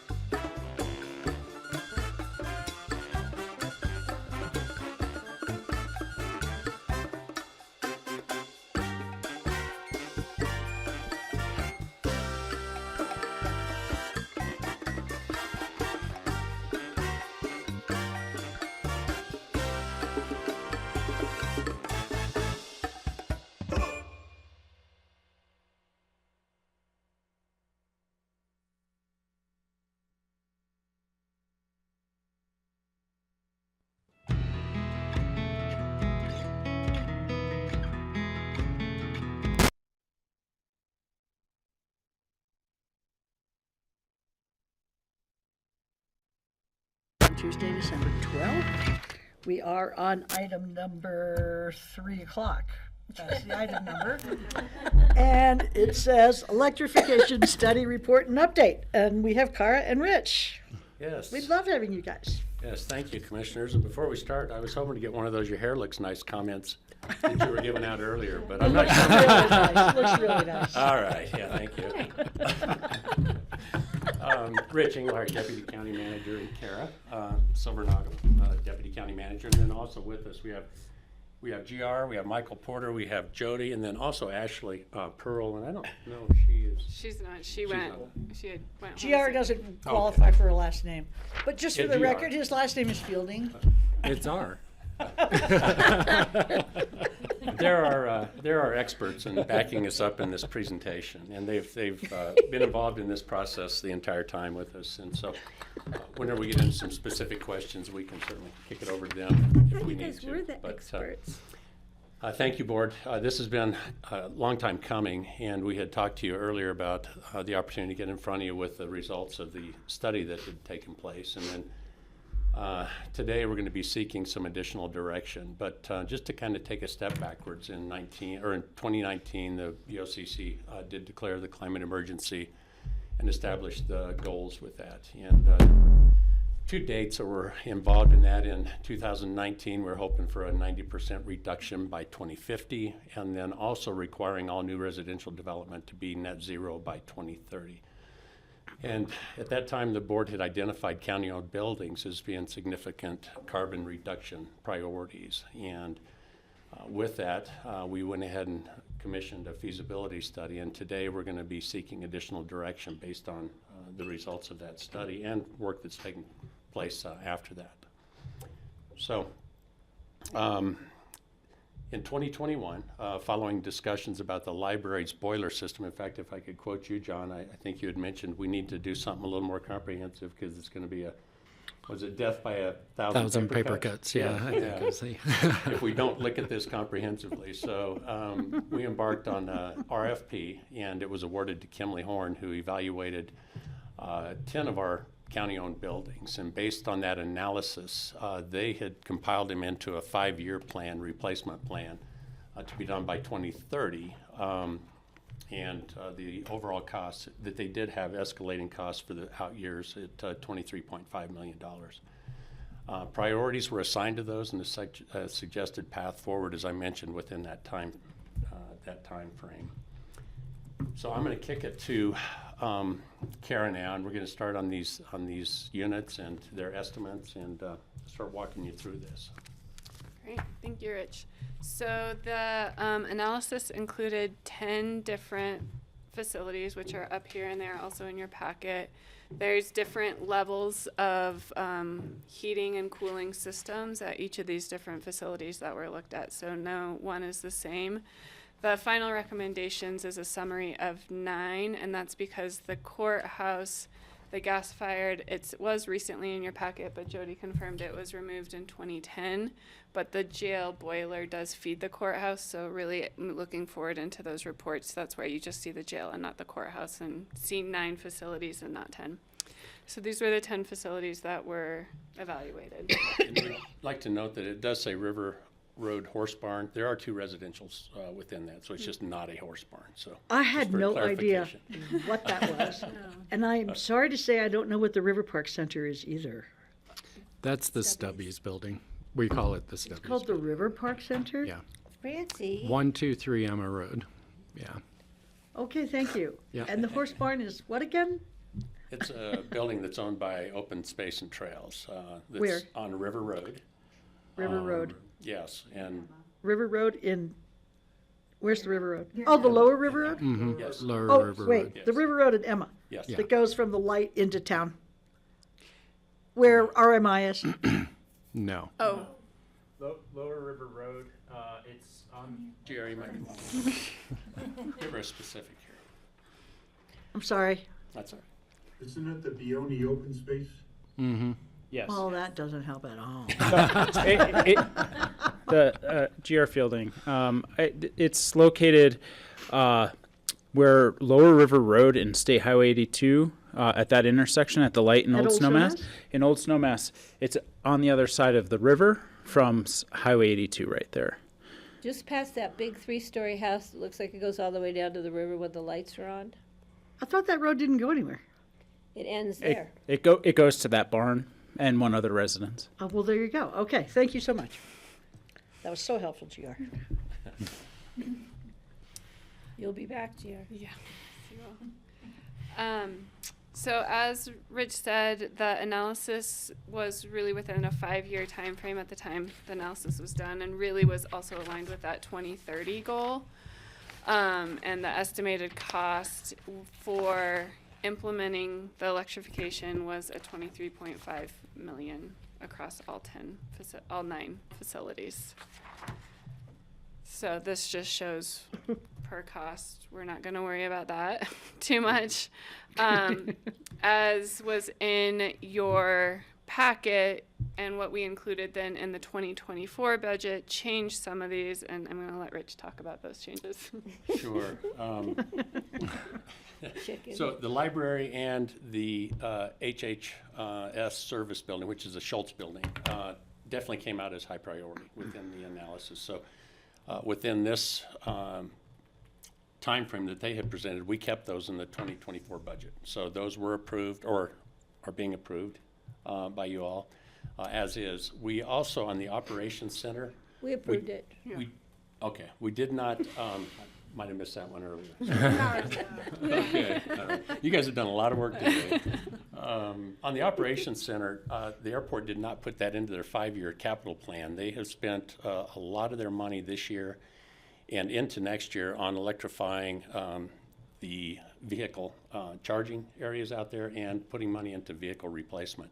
The AOC Center doesn't really, and we're going to get into the useful life here, doesn't come due for a bit, but they are more than willing to reassess that this coming year and see if it makes sense to go ahead and do something with that. But those would all come out of the funding that the airport would be a part of. If you flip to the next one, we have the dates on these options. And as you can see, the useful life of the ambulance building is 2031. The River Road property is 2033. And then this building itself was 2035. And that's based on a 15 to 20-year useful life. And so when we did the budgeting process this year with all of the demands for everything else within the county, as staff, we ended up moving those around a little bit. But we are going to be seeking your direction on this as we move forward. So that is why the 2 graphs are different. The one that was in the packet and then what you have in front of you and was part of the 2024 budgeting process. So as Rich alluded to, is when we did the feasibility analysis and what was in the reports that you all saw was an aggressive 5-year plan, and that was the $23.5 million. As we really started to move beyond just identifying the library and health and human services as priorities, was wanting to come to this board and say, what is the policy of this board of moving forward with electrification? There's obviously different philosophies. One is you electrify right away to meet those goals. I think from staff's perspective and some best practices is that there's other use of those funds to meet climate goals if we're using more of a useful life approach and letting the mechanical gear age and then replace at that point. But really we haven't had that discussion. I know it's been in one-off conversations or, on other topics, but we really wanted to get some clarity from the board on on that question as well as 2 others that we'll go through, of what is the approach to move forward with this with the electrification of those 9 county facilities. Okay. You might mention before you go, I'm sorry, you might mention the DOLA grant that we did get. And I think the board may be familiar with that. We are. We love it. Thank you. We're past that now. We're just going forward. We're going to spend it now. Yeah. So one, we had the great opportunity, and it was very clear the library and HHS are beyond their useful life. Just so you all know, there's some staff that are working in arm warmers at the library, so we are trying to get this done as soon as possible Good for them. by next winter. We should all live like that. Yes. And so those were, those are beyond the useful life. Let's use this and electrify those two facilities. And DOLA grant is a little under $3.1 million and will cover 65% of the costs. You all, as of 2 hours ago, supported using REMP funds to do the matching for both of those 2 facilities. hours ago? When you approved the budget. Oh. Because that was Francie- not when we discussed Francie, you that. were here. You were here. 2 hours and 2 weeks ago. How about that? Thank you. So some of the questions we have, so part of this presentation and discussion today is one about the electrification policy of all county facilities, and then getting a little bit narrow in scope as it relates to implementation for moving forward with the library and health and human services perspective. So we'll try and parse this out into big scope and direction, policy direction from the board, and then moving into more specifically library and health and human services. Well, I did read your whole report, which was very well done. I don't know who wrote it. Did you both write it? Whoever wrote it? It was Kimberly excellent. Horn. Well, some of it was No, the the consultants professionals. did it. So I thought, I've forgotten which end of life was the furthest out, but it was pretty far out. It was like 2029 or something like that. 2035 is 35 our or- administration This building. building. This building, Yeah, yeah. this building here. Okay. Are you going to go over that, or should we respond to you now?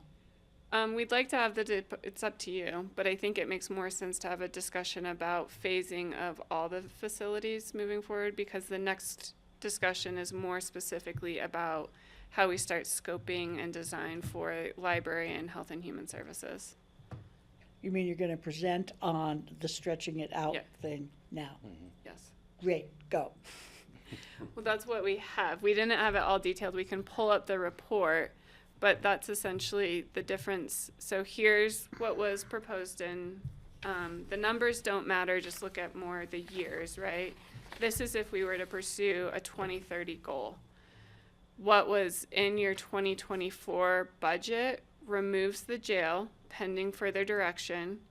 It also removes the ambulance, River Park Center, AKA Basalt Building, and River Road Open Space and Trails site to beyond 2029. It's not in any capital plan. Those all for the useful life is 2029 and beyond. And so as was approved in your budget, we would do health and human services and library this year. The AOC is not included? No. Not included. So right now, we would not do anything again until Public Works, right? Where is that? Well, we got the sheriff and admin Oh. building, which is a Yeah. kind of a minor cost. And again, these can all be moved. Minor This was just kind of the 5-year plan based on what we were going through this year during the budget process. Right. So as of right now, basically what we would do these two facilities in 2024, and then if we were to pursue the useful life, the next one would be in 2029 and would be the Public Works campus. Beyond that, we have not been able, because it's been pending more direction from the board, scoped out what would be that 10-year plan if we went only at the end of useful life and other projects happening. I'll comment. Good. I think what I think is when we adopted a climate emergency and adopted a goal of an 80% reduction by 2030, that meant an ongoing continued investment in getting to that goal. I'd like to try and align the capital plan with an ongoing consistent investment to 2030 and beyond, but 2030 is the goal that we've articulated. So not doing anything between 2024 and 2029 doesn't align with that for me. So I'd like to tool around there, and also like kind of balance some recognition of,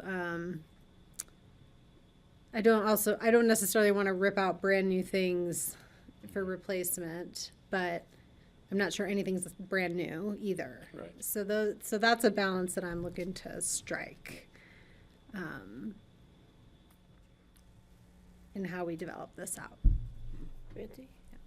Okay, Patty? Yeah, and I understand what Kelly's saying. I just read an article about electrification on a national beyond level and issues that they're having with the technology emerging quickly and changing rapidly as far as electrification. So I'm moving forward with the 2 items that we have that we got the DOLA grant for, which I think is terrific. I'm very familiar with the Human Health Services building. We've had issues with that building since the day it was built and opened, I might add. So I don't have a problem there. The library, we know that they've had a failing system there.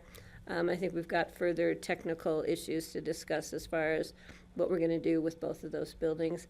I think the jail plays out for itself. We're not going to do anything with the jail until we know what we're doing with the jail. Exactly. So, I mean, I'm not going to electrify the jail and then make a decision to move it and rip it down. Not going to happen. But I think that'll pan out before 2029. Let's hope we have a new jail and a thought process is moved into that by then.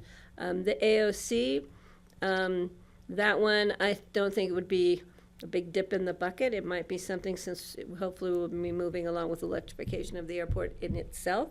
So it might make sense to coordinate with that. The other ones, Public Works, we've been talking about a redesign of Public Works, and that'll fall into line when we get that design.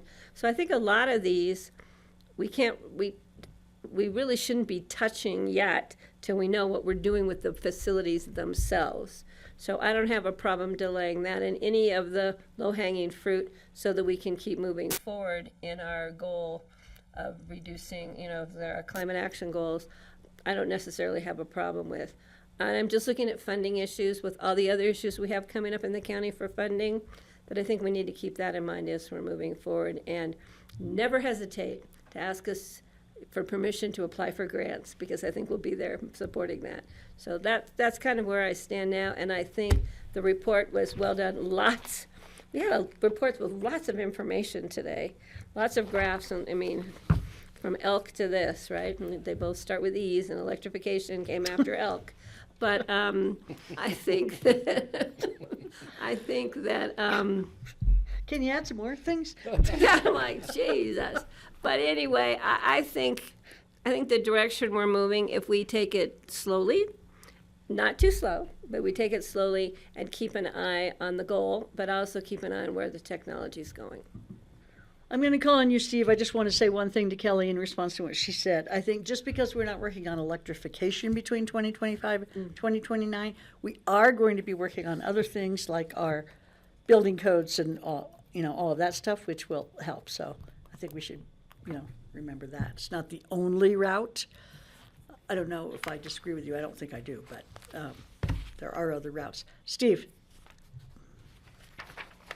Yeah, I agree with Patty. The change in technology that is coming actually is a reason to go a little bit slower, because by the time we get to some of the projects, we might have a totally new technology that we haven't envisioned. I like the thought of what they are doing in Carbondale by the 3rd Street Center, the geothermal thing, which is going to heat some private heat and cool 3rd Street Center, some private residences, Roaring Fork School District housing, and Bridges High School, and maybe the library too, I'm not sure. That's amazing. Maybe we could do something like that at one of our campuses. That would be totally a different technology that might be way more efficient than anything we're envisioning right now. Another thing we could do is cherry pick some of the things that are identified in the Kimley Horn study to be high priority. For instance, the boiler at the Public Works vehicle wash is end of life, and it's obsolete. Maybe that could be replaced way before the rest of the Public Works facility is looked at. We could maybe replace some of the river 123 Emma Road, replace some of the rooftop units that are the R22s do not meet federal standards right now, and maybe maybe we could be replacing some of those ahead of doing the whole rest of the building. Now, I realize some of these might require upgrading the electrical transformers even to do a partial fix, so that would have to be taken into account in the phasing of it. But well, one other thought, we're working on the microgrid project too, that will take several years to complete that. And that's a very important thing in terms of our climate action program too. So even if we're not electrifying buildings, we are still working on major projects.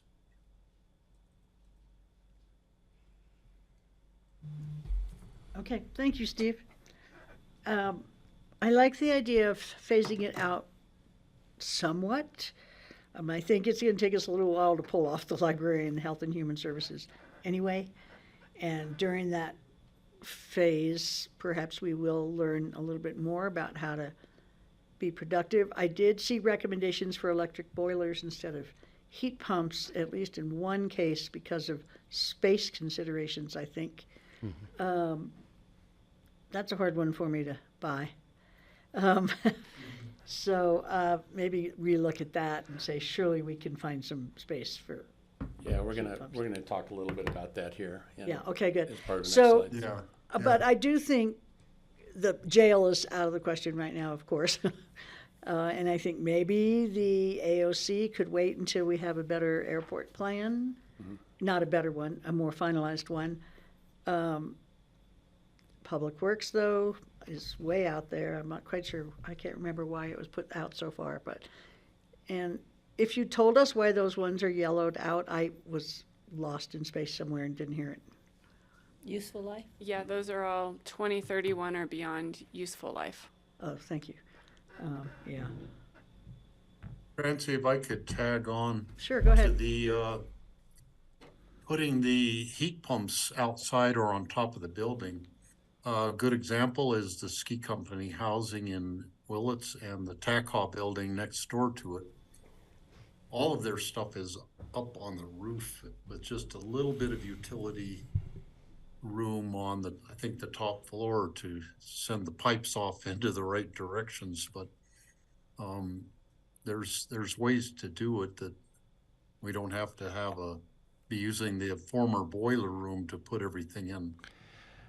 It's not just the former boiler room, though. It's all of the venting, piping, redoing, and this is going to be the challenge with a retrofit. Mm-hmm. I will preview, that we'll add this as an option while we're bidding these projects out.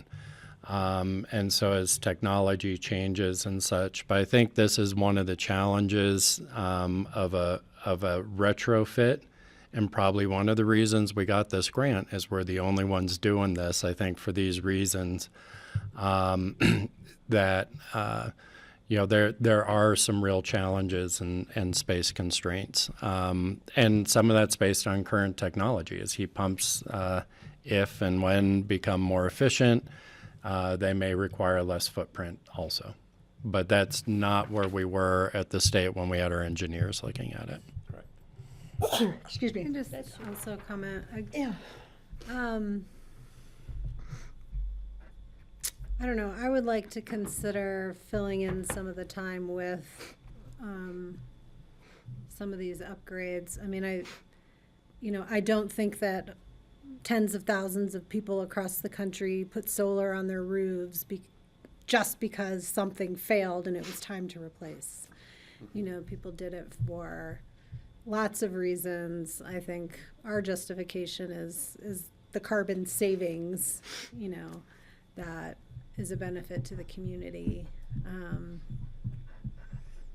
That I think if we're serious about this, we don't have to necessarily wait until we're going to redo the ambulance building or redo that, that mechanical system, or redo the River Park Center. We have no master planning related for either of that. So it just seems to really punt on the opportunity to create some carbon savings that comparatively seems less expensive than some of these other projects. So that's my thought on those. And I would also, to that point, and I think it's a great point, is the other DOLA grant we got was for updating our climate action plan. So we can, if what I'm hearing from the board is continuing with health and human services and library and taking this conversation into account as Michael gets to jump into the climate action plan, right? Because electrification was not in the 2017 climate action plan, and I think starting to loop in what are all those initiatives that the county is taking on, and so you can start to see the different places each year that we're trying to work towards those goals. And Yeah, and I was thinking that perhaps a cross study of the effect of maybe more solar with battery backup somewhere as compared to electrifying this particular building, those kind of comparisons, which one is going to have more impact on emissions and consumption, that kind of thing, might be really helpful in the next few years. So that, I think that will be part of what we do with the climate action plan. And it's one of the challenges that we have, right? We've got, within a 5-year time frame, $24 million here. We could spend almost an equal amount on our first microgrid fully implemented. So there's close to $50 million. And we're going to have other initiatives I think we identify through the climate action plan. So we're going to have to come back. What really prompted this was every time we were faced with a replacement is going and doing this analysis versus doing it at once. So you could kind of see, but I just want to put into context, this is a one silo of, a multi-pronged, or one prong of a multi-pronged plan, I guess I should say, to address. And it is out ahead of the work that you're looking for, what is that best return on investment if we've got to prioritize. But we did want to have this so that the board had a good sense of what was it going to take to electrify these buildings as replacements came up. I thought actually the $24 million was less than I had anticipated, to tell you the truth. But I do think that one thing we could look at that's coming up, we hope, in the not too distant future is, making Phillips self-sustainable, its own solar, its own batteries. Not that it wouldn't be attached to the grid, but that would be something where we could put a little extra money over and above what the little bit of money we're already spending on Phillips. And I agree. but that kind of thing might be in the end more effective than doing the Public Works campus in the near run, even though hopefully we would do it out a little bit further. So, And just some thoughts. the one that's not included in here, well, actually two major ones, is a terminal at Yeah, the of airport. course. I mean, it is a energy hog and needs fixing badly. Well, And so hopefully with we're the just net gonna zero build a and new it- terminal. New terminal will not be an energy. Exactly. So there's going to be a huge impact there. And then also with the FBO, that's an old facility as well. And The if what? that's upgraded, the FBO terminal that we're looking at, that's going to have to be moved if we do the runway. So you that's mean sort of they could have really positive effects, is what you're saying in the Absolutely, future? yeah. I think both of those are going to be designed net zero constructed. So. Yeah. Can now the Lazy Glen barn facility is already solar. Yeah, it's already got solar on it. That's the barn on what's the other name you call that property? The open space one. Yeah, it's the Lazy Glen open space barn, and it's got solar in it now. It's got a perfect solar exposure, so that's a positive. The other thing is, and I don't know if you'll include this in our next discussion here, is it's my understanding that when we electrify the library, our utility costs are going to be significant per year. We need to be thinking about that too, because that's going to be an ongoing cost to the county that's going to add to the library budget and to, in other cases, to our general fund budget. The 200,000 that you mentioned a couple of weeks ago, is that just for these two projects? Oh, shit. Sorry. Just wanted to bring that back up Sorry again. about that. Oh, shoot. I would say another thing that we could look at is, glad you all are smiling, is car chargers. it's not a very good situation up here right now for those of us who have electric cars. We're well aware. Did you call the city manager yet? So I do think that's another thing we could look at is car chargers. For those of us who don't have electric cars. It'll help you that I'm not polluting though. Yes. I know Steve has his hand up. Oh, thank you, Steve.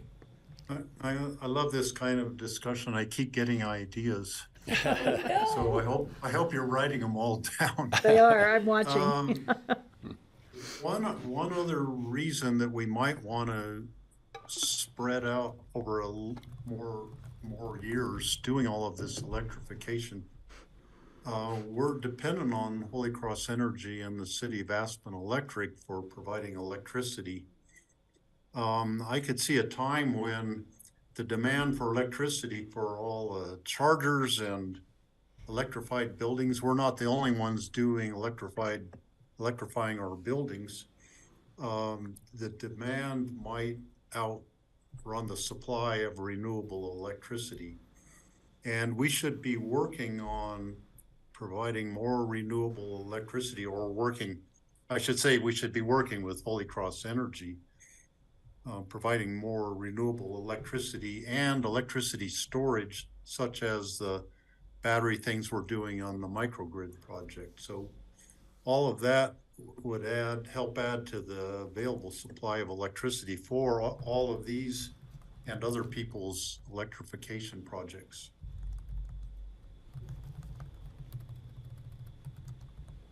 Absolutely. And I would say, as some of even the work from the growth committee working with Holy Cross on energy siting master plans and kind of how we connect with our utility and community infrastructure. So lots of prongs in this goal that we have in front of us. So just to confirm, if I hear direction, we're looking at spreading out, but also coming back and finding are there ways to fill in with other projects or smaller pieces and come back to the board with that? Yeah. Okay, now we're gonna get into the fun ones. So going from you know what I think about? I think about the translator system chart that we get. Yes. Oh, yeah. That's actually that's a great point. That's a good Yeah, idea. what do you mean? like- Was it all red? And now Yeah, it's- or the list of Oh, all yeah, the that was sites amazing. and the Yeah, the that was status cool. of that and just Yeah, that was really It's cool. a great suggestion. Well, let's go to the first two. So moving into library and health and human services, you all have talked about it a little bit already. Even from the time this report was finished in August, going through all the research with Kimley Horn to where we are today, I think where we are at is we don't feel equipped to be the ones to set what the design standards are in the RFP. Rather, the technology is moving so quickly, we would rather be able to go out to RFP and leave it more open-ended and say, tell us how you would do a heat pump at the library with these space constraints, with all these other parts, and let the experts give us a response that gives us the best, the best return on investment, the lowest operating costs, and be able to evaluate that approach. Rather than maybe initially when we got the Kimley Horn study was, oh, here's our one-for-one swap out. I don't think we feel that's the best and most effective way to move forward. Okay. So with that, we wanted to more say, are these kind of the key principles as we go through RFP on the facilities, and are you all okay with that approach, and that we would come back obviously at design? Rather than saying what we're gonna scope out for each facility at this moment in time. I have a question. On the first, on A, achieve its climate goals, that means each facility has its own climate goals? Probably counties' Yeah. climate goals. Yeah. I'm thinking, is there something else we don't know here? Okay, thank you. Yeah. Did you not have to be specific in the grant applications? We did, we're still waiting for contract, but the contract is much more vague about implementation. That's what is nice about Dole is that they gave us a pretty vague scope of work to give us that time to engineer to the best solution. Okay, thank you. That's good to know. And I'm sure they're doing that based on the fact that, again, I think John had mentioned, this is the first, I think, public buildings that this retrofit is happening. So So we're I'm sure leading whatever the we way do is again. going to be modeled Yeah. in the future for If- DOLA. If it works. If it works, that's why we want to make sure we do it. Well, right. and to that end, and hopefully I'm probably getting ahead of you here too, but you know, we do think spending a little bit of extra to have some, you know, more professional support for these, especially these first two projects. We don't know what we don't know going into this. And we want to try and manage the risk as much as possible, because one of the disadvantages of being the first ones out is you're also setting an example for the state, and that example could be positive or not for others to follow.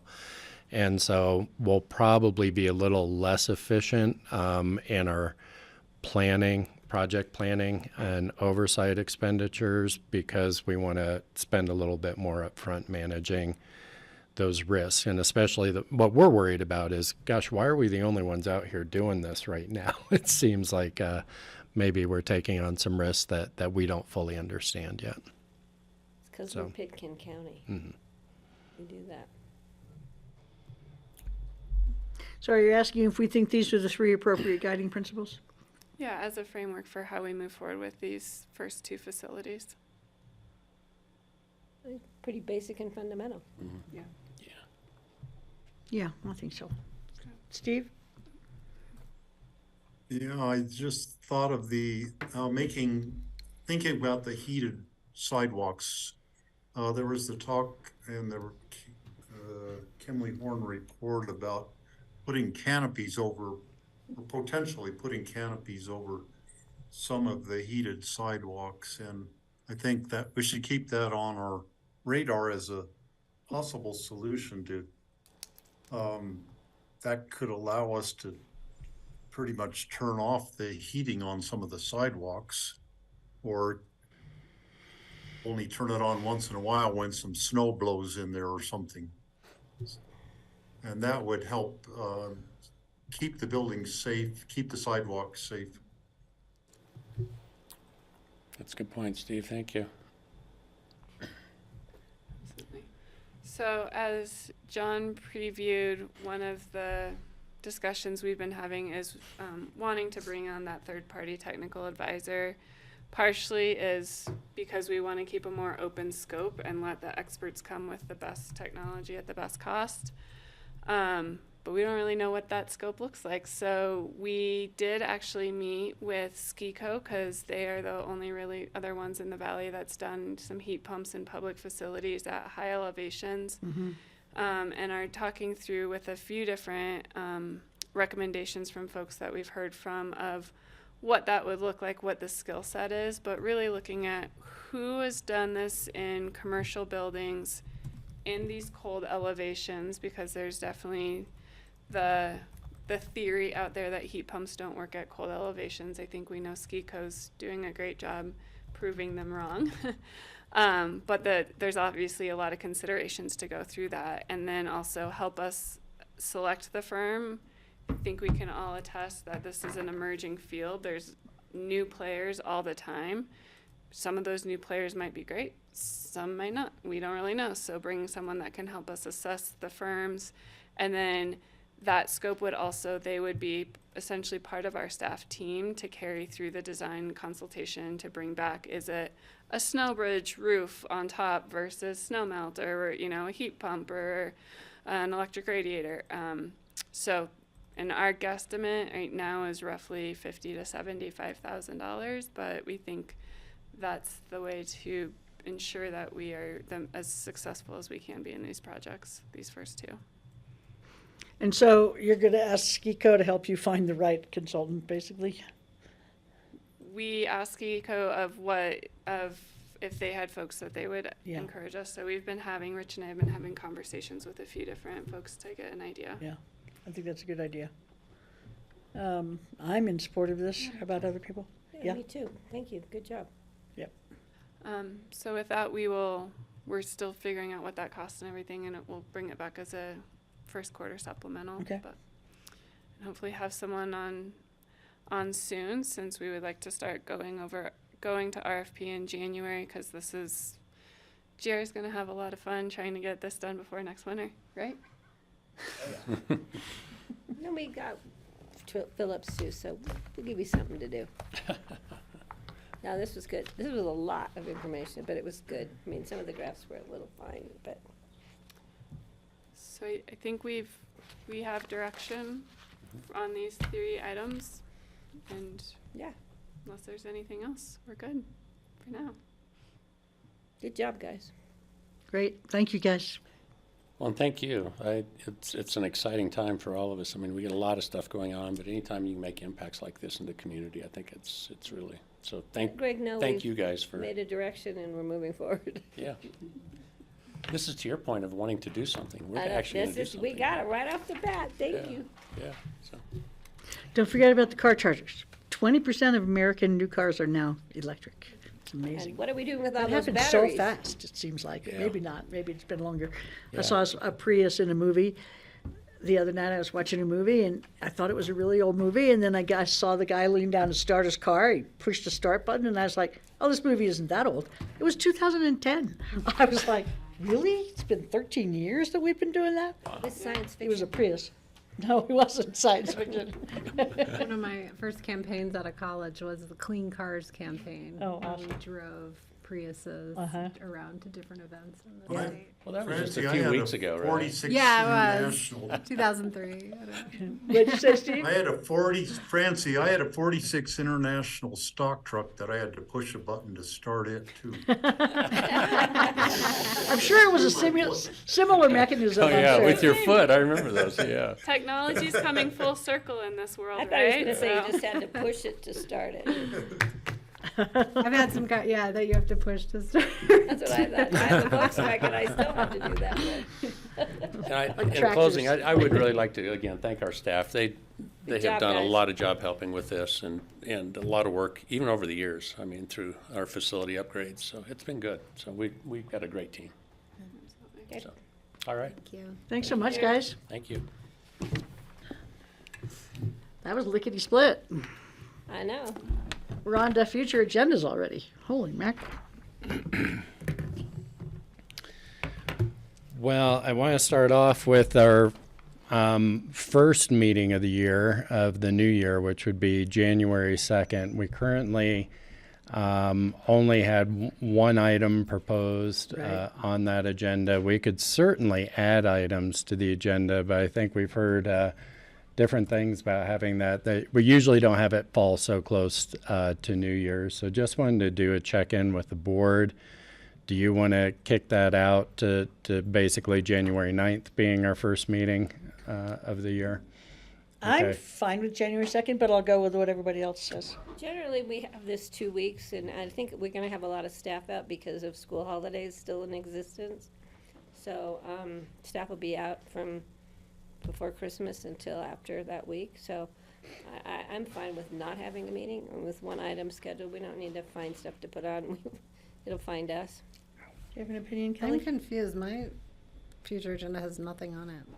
I know, it has Mine does nothing Well, on it. there's nothing, there's a meeting scheduled for January 2nd, but there's nothing on that meeting yet. So we will find things to do No, in I a meeting, don't. I but think we're fine not. we finding wanted to things. do a check-in, and I think Steve's trying to weigh in too, Steve. Francie.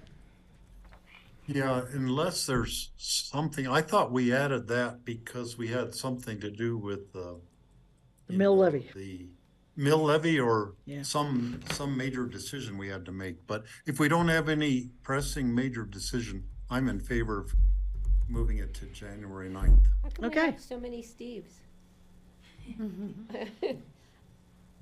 Okay. I do have a question about the future agenda for next week. I'm seeing no discussion on paid time off. We can add that at the end. We've got about a half-hour window. We're going to be starting early, but we could add that in. To have just before lunch, you mean? I was saying, I was no, we looking have at the the end of airport. the day, yeah. The airport. I know it's a busy day, but I really would appreciate that. I know it's getting so close. I'm to fine, the end I'm of the year. fine if we do that, Patty. How about Thank you, you very Kelly? much, Francie. I appreciate it. So, On the 19th. yeah. And then it's my understanding we most likely will start the 20th with exec session at 10. My guess is that X Games special event permit will not take 45 minutes. No, I don't think so, unless they're, And I don't think the landfill rates will either take 45 minutes either. I think we'll have time. thank you To very add it much, in. appreciate it. Okay, and then Why you are the landfill rates coming back to us again? I thought we just increased them. I need to look at that, yeah. We're Okay. doing it again? Just we're increasing them again, or? Hopefully not. And then the 20th. I'll have to look at it, yeah. I'm like, there's a So- big boss there. I just can't remember if we like asked them to come back with some information or if we I think we did, gave them yeah. No, I don't know. Good question, Kelly. So on the 9th, it doesn't say anything about the mill levy, Because we're not, January 9th. yeah, we're supposed to be discussing it on the. Yeah, so we'll have to add that, and we haven't gotten that caught up on future agendas yet. Okay. That's it, right? Because we're going to get the information on the 3rd, so the 9th is it? Yep. And when Okay. are we discussing board appointments? Yeah, and that's probably going to be that same time. That's usually that first meeting.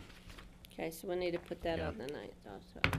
And I have one other, oh yeah, and then I know the board was looking at a retreat maybe in February. I will try and book my flights. I'm probably gonna be gone the last part of February,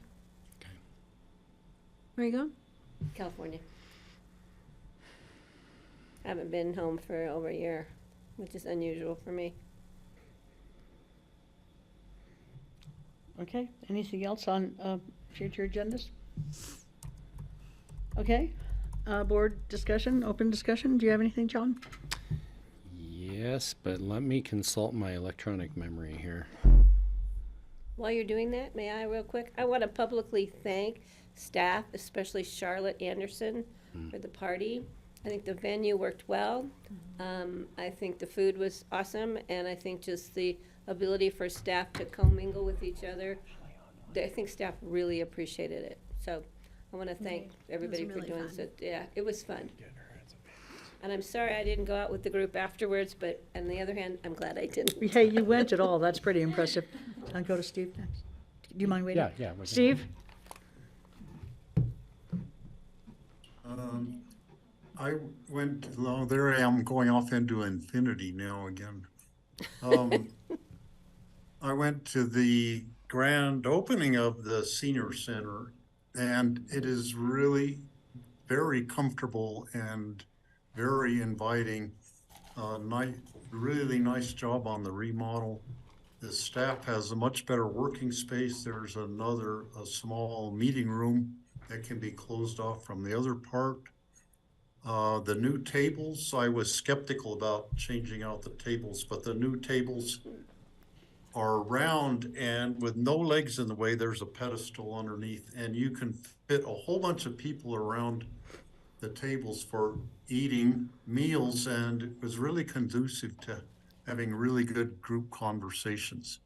So I urge all of you to get out to the senior center or go out there for a lunch or something and see the really nice remodel. And we had food from the new chef. He's not going to be doing that kind of a high-end hors d'oeuvre thing for the usual meals, but it was really good food, and it was the best party in town that going on right then out at the senior center. It was really fun. That's cool, Steve. Thanks for going. Sorry I couldn't make it. Thanks for doing that, Steve. That's awesome. John? Yeah, and I think we have Ashley online. We have an opportunity for a technical assistance grant, but it is a very, very short turnaround this Friday. So we wanted to bring Ashley on to talk about a letter of support from the board, which I don't think we have the language to yet, but you're going to explain, right, Ashley?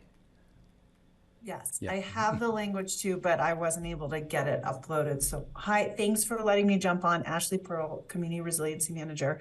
I'm asking for a letter of support from the board for us to apply for a technical assistance grant to conduct an in-house focused analysis on our own employee housing that we offer for our county employees. So the technical assistance, if it was awarded, would go towards kind of a three-phased or three-part approach. One would be to help us conduct a needs assessment of what our employees need as far as housing. Who needs what, how many people need how many bedrooms, how close do they currently live, how, what do we actually need? And then we would like, if we're awarded this, we would like some technical assistance to look at our current programming. So we offer the down payment assistance program, the shared equity, the joint equity program.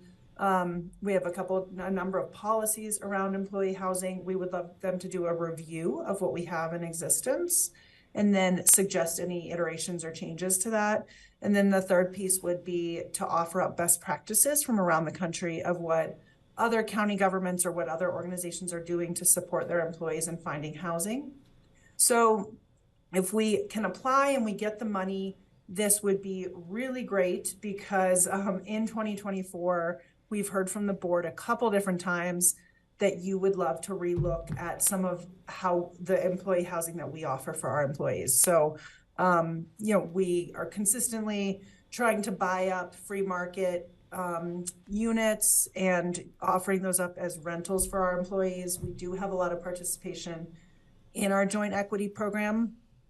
And I think there's a demand for more. You all had asked for some money to be put in the 2024 budget for a rental program to support our employees.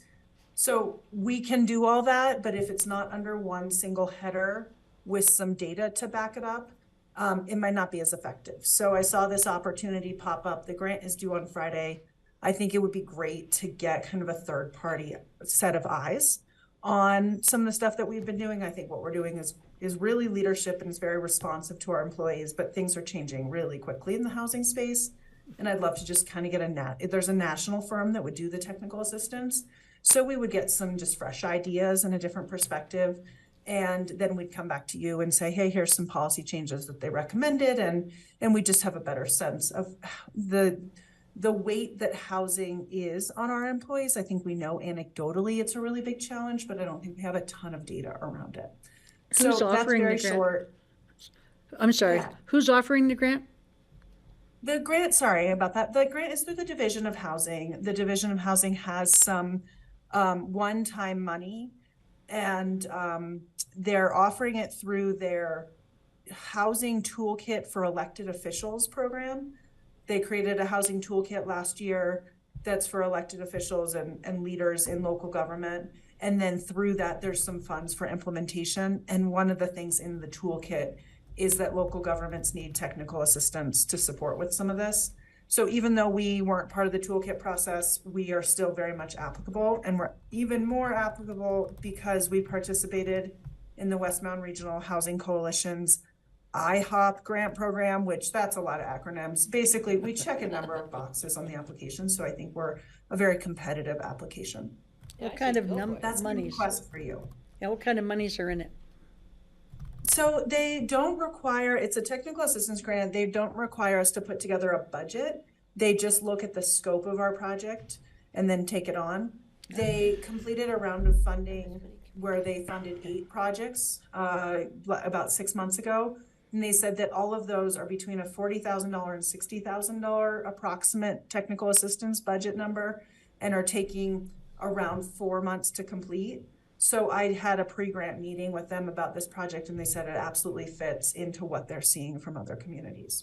That's great, actually. Patty? Yeah, I think I just want to know how much would we be asking for, but yeah, I'm good. I think it's a great idea. And I have another just real quick sidebar, but I'll wait.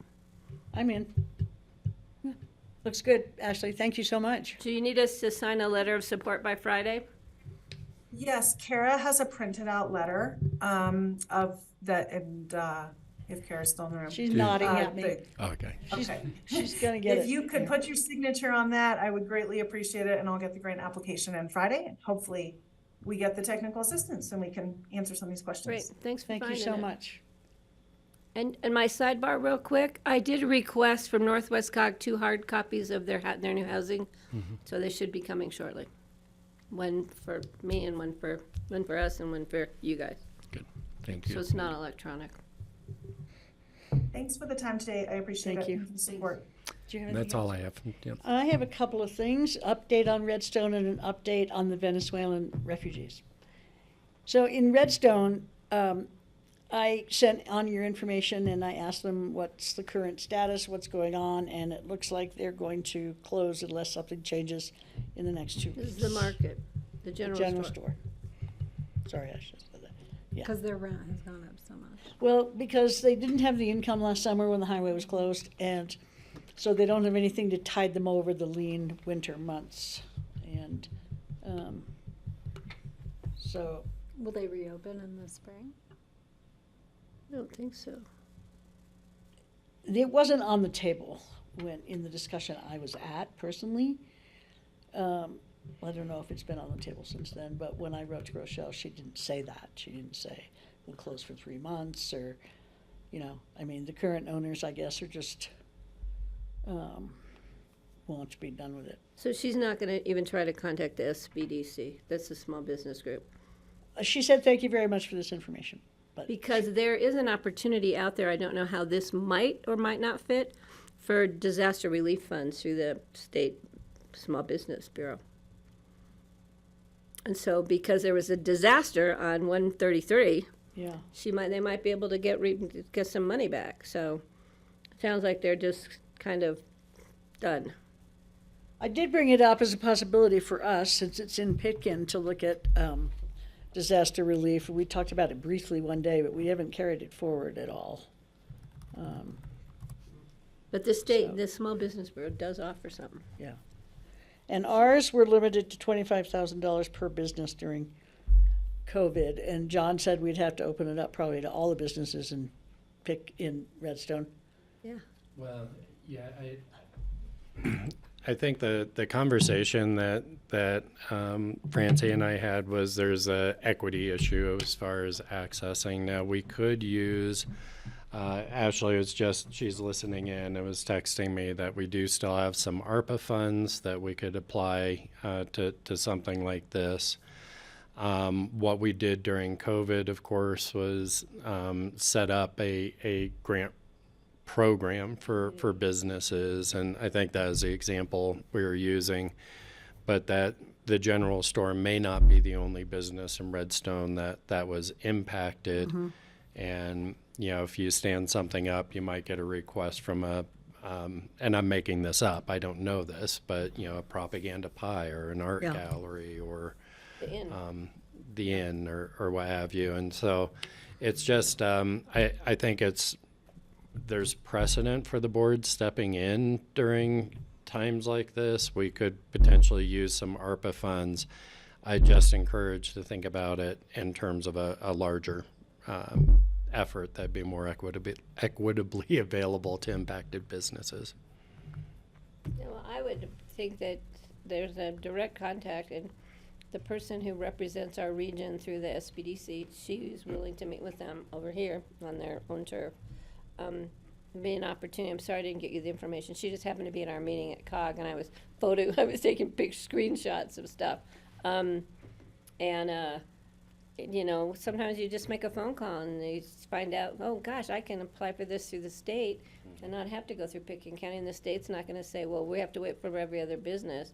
It's a state issue. So, Is there something that you guys would consider if we did it in a slightly more formal manner, so that I could say to them, there's Pitkin's willing to consider, or What was their gap that they're trying to cover? I'm sorry, what? How much are they trying to raise?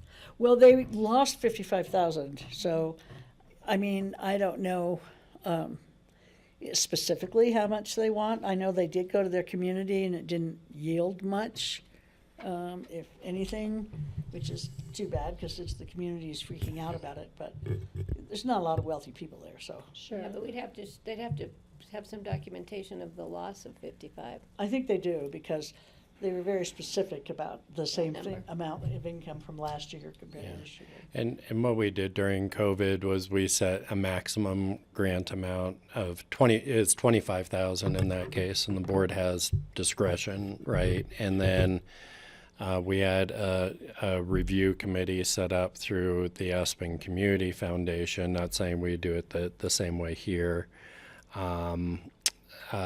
But what I would suggest is, probably capping and trying to fund for a certain number of grants. And then the review committee basically looked at those financials and applications and awarded up to 25,000 based on impact. So this is something we could possibly do in January if the other avenue doesn't yield results? Yeah, I think we can pursue- bring it back and talk, but they need to reach out to this other possible opportunity. And this other, the SBDC offers them a lot of guidance as Yeah. far as running a business. Yeah, I think it's really well, actually, I don't really know.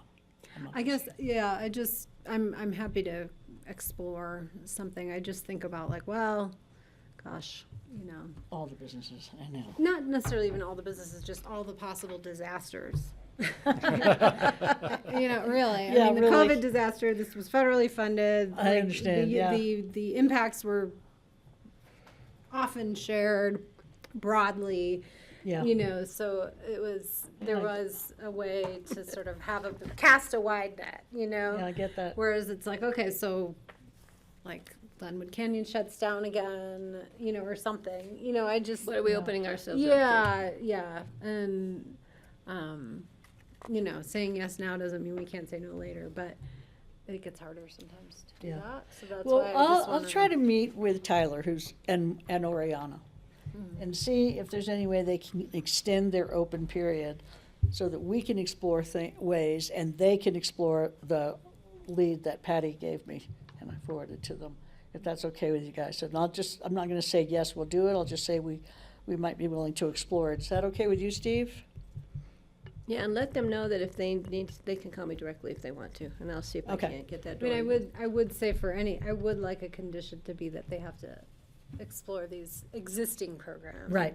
This Yeah. existing program, and Right. we will very much consider Yeah, see what else is out there. Okay. that, That 'cause sounds good. That's already a program that's wrestled with this notion of Yeah, the big disasters. umbrella. Yeah. Right. All right, well, thanks, guys. I really appreciate you even considering it. And then I wanted to give you an update on the people from Venezuela. Yesterday morning, they tested one of them, and he was COVID positive. So they're putting him up in a hotel, and apparently everybody's wearing masks. It's a very intimate living arrangement. There's 60 people in that room. So we don't really know where that's going. And I talked to Ed and Give you an update on Irene. that. You have information on it? But I'll let you finish and then. I spoke to Irene, and she said she doesn't know what the situation is with other people. And then one of the people who I've been working with, his car was parked on 82 across from 133. I couldn't find him for a couple of days. I called both jails, and he wasn't there, and he wasn't with police officers, and the two people at the jails were fantastic, both Garfield and Carbondale, really helpful. He's back, and I don't know the details of what happened to him, but that's the kind of thing that we're going to be up against repeatedly. They're having a really hard time figuring out how to get plates on their automobiles, and just those kind of things, so... there is some legal service available to them that they're trying to make available. Did the Yes. one young man get to Denver to get his ankle bracelet taken off? He was, don't know about he was that. in the paper. He had a whole Oh, article really? I don't know him. about that. 'Cause I was ready to figure out how to get him on what's the bus? Well, we did hear Yes. about a woman and her child who had family in Oregon or Washington. John might remember better. And they asked, do you remember who they asked for funds for getting them on the bus? I can't remember. But they got there? Anyway, that they were awarded the money to put them on the bus to Oregon and Washington, and they went. Well, I was ready to donate to this young man to get him down to Denver, but I didn't know if he'd actually, I thought Yeah, somebody I don't would know have. I about bet that somebody story. did, though. The article was really good in the paper. What do you have, John? Yeah, so there was a positive case. They did get that positive case moved, into isolation. Yeah. Then we did interface with Garfield Public Health and CDPHE, and they are sending resources to include testing. So they're starting testing. Masks have gone out, and an immunization van from the state is going to be at the 3rd Street Center, I believe, tomorrow. Fabulous. For potential multiple Free immunizations? That's my understanding, yeah. That's great. And so testing of everyone will happen this weekend. I think depending on the outcomes, so far there's only one confirmed case. I would imagine that Garfield Public Health would be taking lead then on if there is an outbreak, managing that, and we are in touch and they're in a supporting role. Great. Okay. I have more information for you later. I might call you later about that. And that's all I have. Kelly? I just wanted to revisit, we had received a request a while ago about the couple whose house burnt down in Snowmass. Oh, yes, They I'm so lost glad you brought their that back. Parents and animals. Yeah. And we had some discussion here during open discussion related to trying to see if there was an equitable way to help them with their building permit fees to rebuild their home. And I'm not sure, we tossed out a few ideas or explorations related to potentially working with them somehow. I wasn't sure if we revisited that. We haven't revisited. I think the question came up about the other family that lost their farm. There's another one that burned But too. I felt like we were gonna brainstorm some ideas about like either, if there was any conservation value. Didn't he lose his or parents as well? Housing. He lost his parents. It was equity. right before they got married, but then there was the other farm too that burned down, more towards your neighborhood, I think. Yeah, there was Francie. one up the Crystal, but I didn't think that was whom we heard from. I thought it No, was I'm just saying there's another one, so if we do something for one, we're gonna get ourselves, I think that's a tough one. Except for building fees is easy. I mean, if we Well, get. we have to pay them out of our discretionary fund. So what? That's what we've done in the past. Correct. And so what the board has done in the past is, and this has been more around nonprofits, not around individual or family in our community who's experienced a disaster, right? Is, as nonprofits came in, and this was more around special events fees than building fees, to keep the program whole in a sense of cost, because forgiving fees can feel like it doesn't really cost anything when it does, right? So there was an appropriation out of board discretionary funds to support those things. In this case, probably the simplest, if the board wanted to establish some criteria, for example, if it's, workforce and, they're replacing housing that's destroyed in a either natural disaster or other, that we have a program to, fund building fees through the general. It's kind of taking from one pocket and putting into the other. That's something that we could explore. I wasn't sure that we got direction from the board, one way or the other. I thought the this last direction time. was to brainstorm. And so I'm The bringing. problem is if the building department pays its own way, I mean, technically, that's through fund that, so we can't just tell them to waive fees. We have to, as the board, replace those fees. And we have done it, John, we have done it for special event permits. Right. But in the past, we also did it one time for building fees, and it had to come We out did. of the BOCC's discretionary fund. And I don't know if did we allocate all the rest of our discretionary I'm fund thinking money? of a bigger, I thought we were gonna brainstorm like something else. Something bigger that we could do. program? Yeah, something different than just doing building fees or Right. something? I don't remember. I remember bringing it up when the first house burned and the board didn't want to do anything. I don't remember that. And I brought it up and Greg was pretty adamant about not wanting to do anything. The one in the Crystal Valley? Yeah. Really? and they lost everything. Maybe it was before I was on the board. No, Steve? you were here. You were Really? on the board. Steve?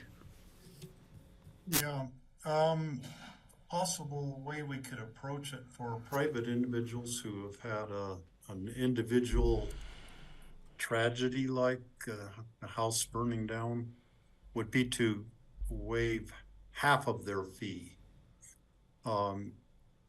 I anticipate that we would get more people applying for the money if were waiving the entire fee. So doing half of the fee would be give them some aid. It wouldn't totally pay it off for them, but it would be a really nice gesture, and it would be, a substantial amount of money for even half the fee. And that would maybe prevent a rush by other people wanting to get their entire fee waived because we did it for these other people. If they have some skin in the game on it, it's going to limit the number of people who would apply for aid in this. I guess I was thinking more along the lines if we wanted to pursue a conversation of any sort of like deed restriction or something that would bring value to the county while also helping them cover. Rather than just a house on Red Mountain burning down and us having to pay all their Right. fees. Because that's what we'd be No, getting but into that's, if we didn't no, have I know, but parameters, that, and yeah. that's what I want to avoid, I don't know, maybe there's some, and I'm sort of pre-anticipating like the TDR conversations that we talked about issuing a TDR for the balance of your square footage for a local resident.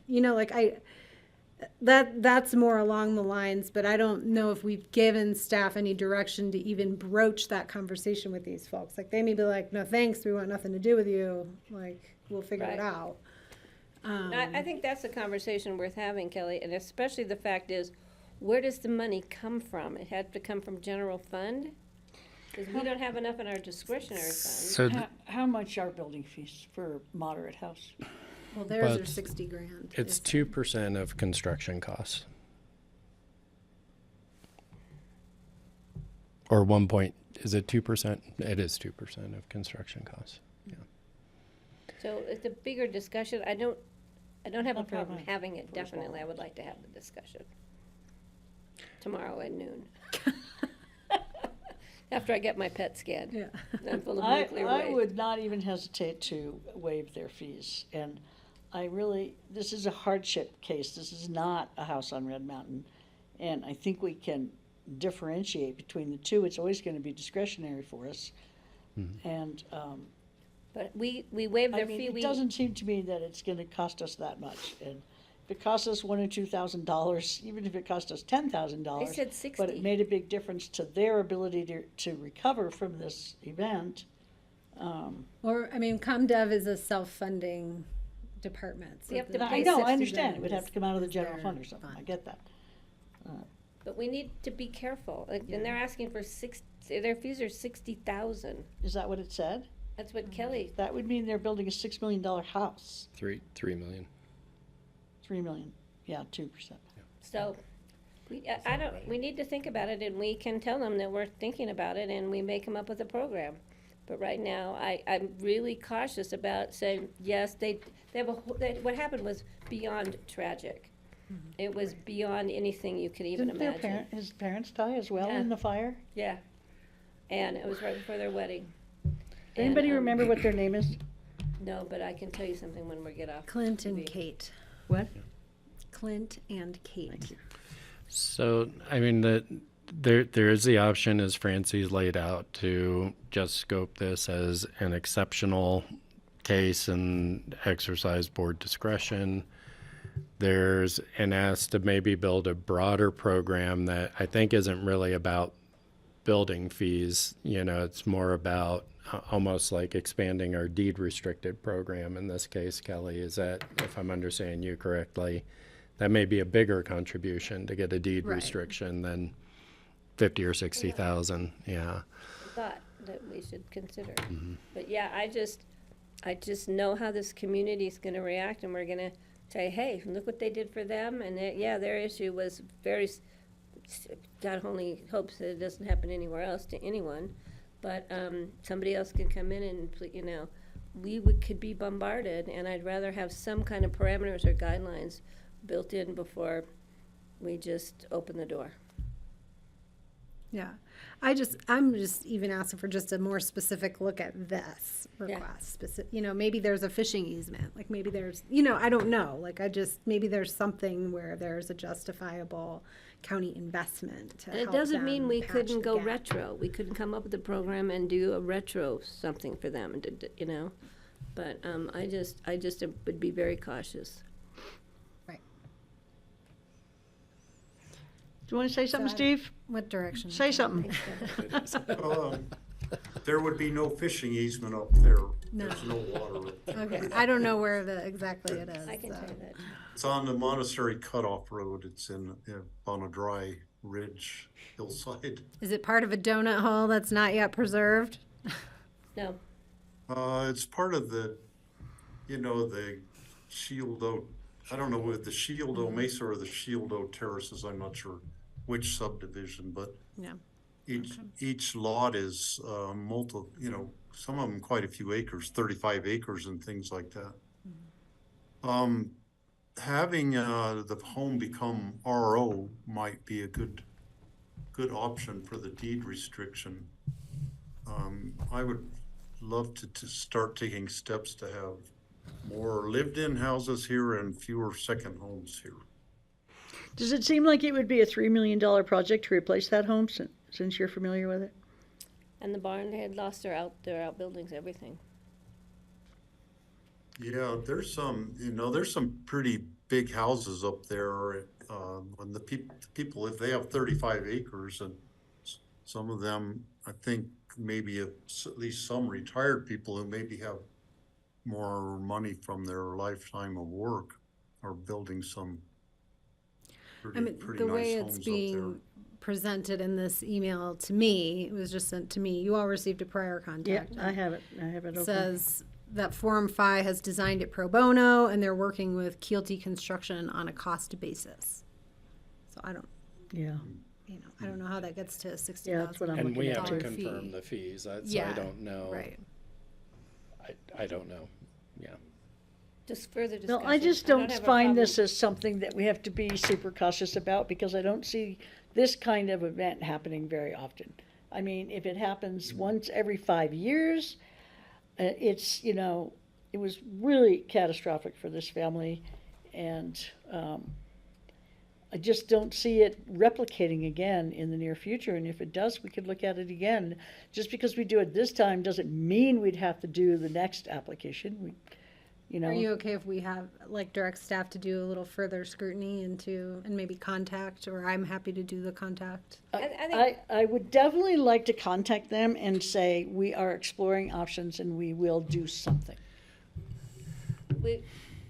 I mean, I don't know what that's I'm not something. promising doing something because we don't know what we're even thinking about doing yet.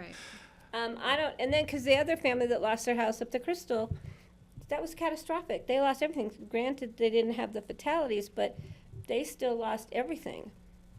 And they were a young local family.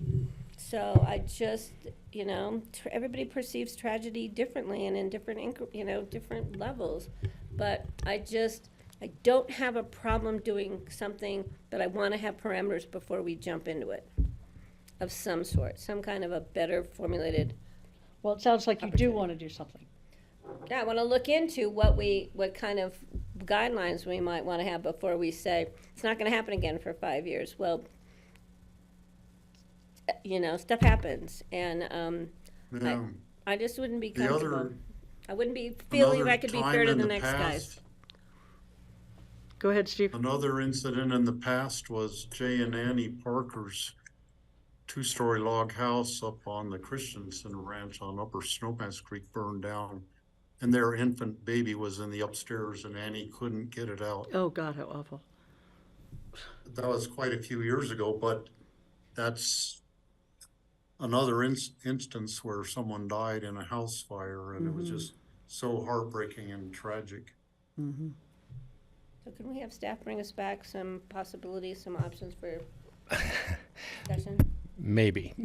I need a little bit more direction because Yeah. you guys are all over the place, frankly, on this. We have everything from designing a new deed restriction program to, so it sounds like there's interest in helping this family.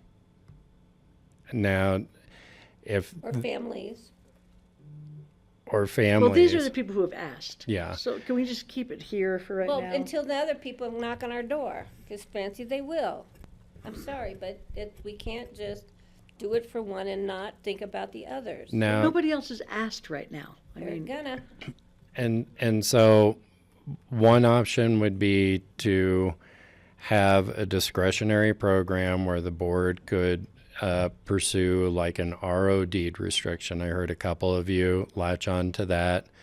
That could be independent, frankly, of a fire or a disaster like this, or attached to it, that if we're going to waive building fees or make a contribution to rebuilding, that we want a public benefit like an RO deed restriction. The other is to just put some guidelines around when the board would consider providing some help in the future in these situations, so that at least we have a level playing field. We won't know how to budget for that, obviously, but maybe to put some boundaries around that. And then the third option that, Kelly, I think I heard you saying that was different than the RO, was to look at the unique qualities of each property as they come up and see if there's some public benefit we might negotiate on. That one's going to take a lot longer, I think, to figure out. Those are kind of the three things I think I'm hearing from the board.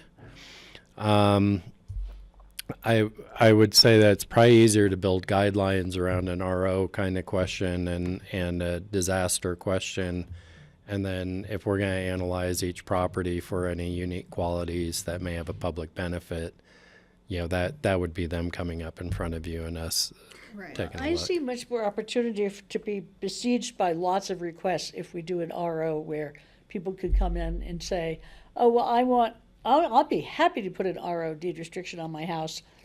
Give me such and such. Mm-hmm. That seems to me really opening Eagle the door. County has a I'd program do it like in a that. heartbeat. Like, Doesn't Eagle And- County and- have a deed restriction program like that? It's Or is not it quite like Summit? that. It's more like what we're getting ready to do with the Housing Coalition right now. meaning what? That it's what? In It's terms of- more when contributing to the purchase of a home up to a certain amount of money, like our employee deed restriction No, there's program. another one where you can buy down there's some kind of a program where if you come in and voluntarily deed restrict, you get some kind of compensation back. I've heard of these programs. It's not Indeed. Is it Indeed? It might be like that. Is that the Indeed? Yeah. That's like $50,000 or? Yeah, there's a program that already exists that does that, and it's to keep people from going free market, and it keeps people living. It's a great program. So if we're talking about designing a program like that, it's a really different thing than, Right, but there is one that exists that does that, so just want to say that. that's run through their housing authority. Who runs it over there? It might be a private entity. He's just asking, together they're just asking, is there a way to reduce these fees? It's not even saying pay them all. Well, just so you know, we have to pay them out of, we can't just go to ComDev and say, don't charge I got them. it, I got it. Okay, so You've we told have me to have now. a method to pay them, and we don't have that in our discretionary fund. I'm a little concerned we're making it maybe more complicated, and it's going to, be months of analysis and conversation. We're working on deed restriction programs and such through West Mountain Regional Housing Coalition. Sorry, too many alliances and coalitions, and so I'd encourage us to stay the course there. I just wonder, can I just propose, like, you and I get on a phone with them? And if It's it's like- supported by the board, to I mean, I honestly feel like we put so much money into helping people who are addicted. people who are unable to work for one reason or another, homeless people. And this is just people who need help. They've just had an event that happened to them and they need help. And I'm pretty sure that the people of this county would be okay with using some of their taxpayer money to help to them. the other family. Well, fine. I mean, I think Molly knows them pretty well. I'll see how they're doing, but we can't be fair to everybody in the world. I mean, I'm just I trying, just, I'm just trying to be cautious Oh, with I our know. spending county's money and what kind of doors we're opening and what kind of, precedents we're setting. Because I've been sitting here so long, things come back to bite us that we don't plan ahead for. And I'm not saying we shouldn't do something for people outside of the parameters you just said. I'm just saying this is a new one, and I want to make sure that we're not opening a door we're going to regret having opened. So yeah, the simplest we So can John and I like call them and just have a conversation and explain what we're wrestling with and see if there's Just let them know we're discussing some it and we're- ideas. we don't know. I'm not thrilled about the RO idea, I have to say, because I think that opens way more doors. Unless it's a specific thing that has to do with a disaster, just to say RO is available to you. That to me is really loosey-goosey. Way more loosey-goosey than just I giving didn't them say money. that. I just said, let's see if there's, I didn't say let's create a program. I said, let's see if there's some public benefit here. Uh-huh. And you just mentioned some things, but Other the Indeed than- program works well, and we've actually talked about one of those and how to fund it. It takes some infrastructure to stand up. Yeah. It's not like I just threw that out there. It's something that we have talked about a board in the past about looking at these You other can think of it as a opportunities. pilot and do it once. We could think of it as the community benefiting by being kind. Program. That's a community benefit, helping people in need once every 5 years, but I've said my piece. I know, but I feel like you're making me look bad by not wanting to say, let's just spend county money for these people who had a horrible tragedy. But when I thought the other family that lost their house, there was no support, but that's behind us. But I think we should then have to look at their tragedy. Maybe they could afford their fees. I don't know. They were farmers and cattle people. I'm not sure. Sure, I think you guys should talk to them and see what they need and how they're doing. Yeah. I think that's a good idea if you want to do that. See how, just start with how are you doing? We made a request for this, or have you made any progress, or blah, blah, blah, blah, blah, whatever it's going to take to figure out what they need.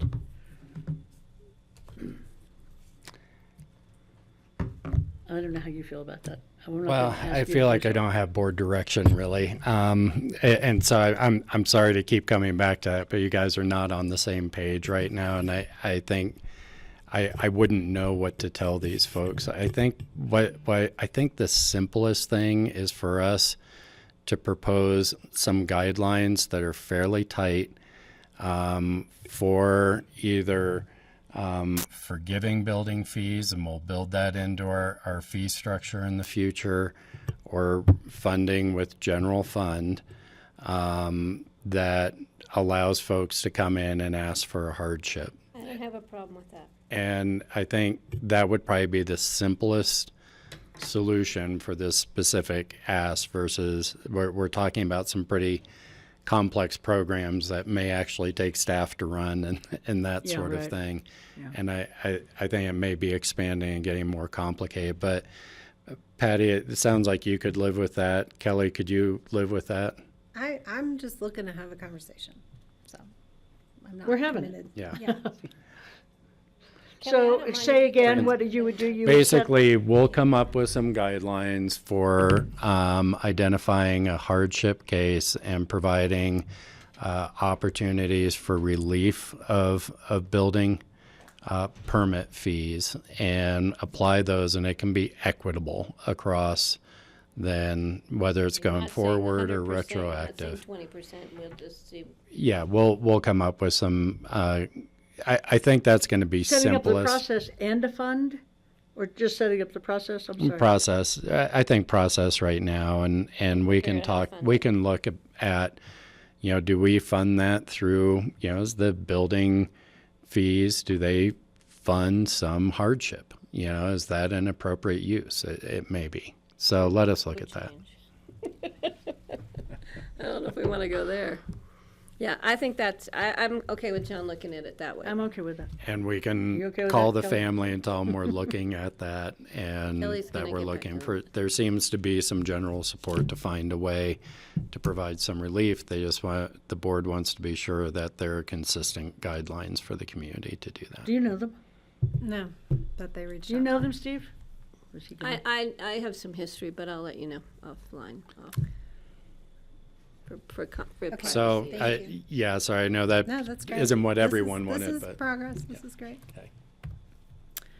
And then my other open discussion, I had the lovely chance to drive to Durango and back when I took my kids to the Polar Express train, which was very fun. It also exposed me to the gas prices all over this western part of the state. And I'm more convinced that we are getting gouged in the Roaring Fork Valley. I was very surprised that gas in Ouray was cheaper by 30 cents than it is in Carbondale.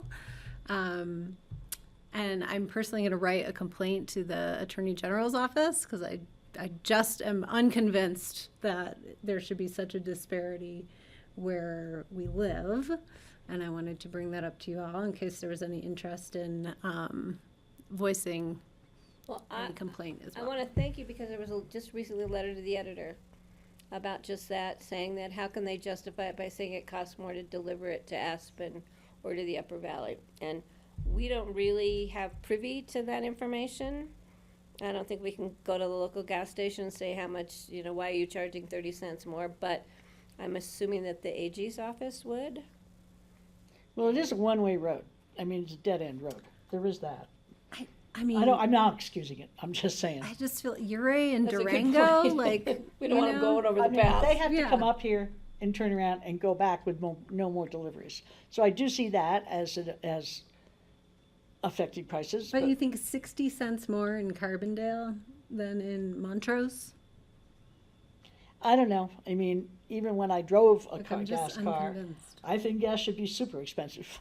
That's because you drive an electric now. I don't No, don't even get me when I wrong. had a And car- if truck. there were fees that went towards offsetting the negative effects of burning gasoline, absolutely. Fees, But as I see what you're- profits that just No, I don't. gouge people Yeah. where we already have a cost of living crisis in our valley, like I personally am miffed by it. Well, I'm fine if you write to the Attorney General, but I would rather it didn't represent the whole board. No, I wasn't. I would write it I though wasn't. directly to Phil. Yeah.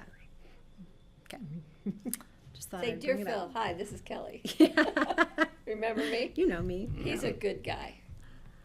Okay, anything else? All right, we are adjourned. I'll see you guys next Tuesday. Got it. Thank you. Thank you, Michaela. Thanks a lot, Andorra. Kara, thank you. That electrification discussion is a lot less brain damage than I thought. I know. I thought it was going to be way longer. Are we off grassroots and everything? So you guys know, that home was previously owned by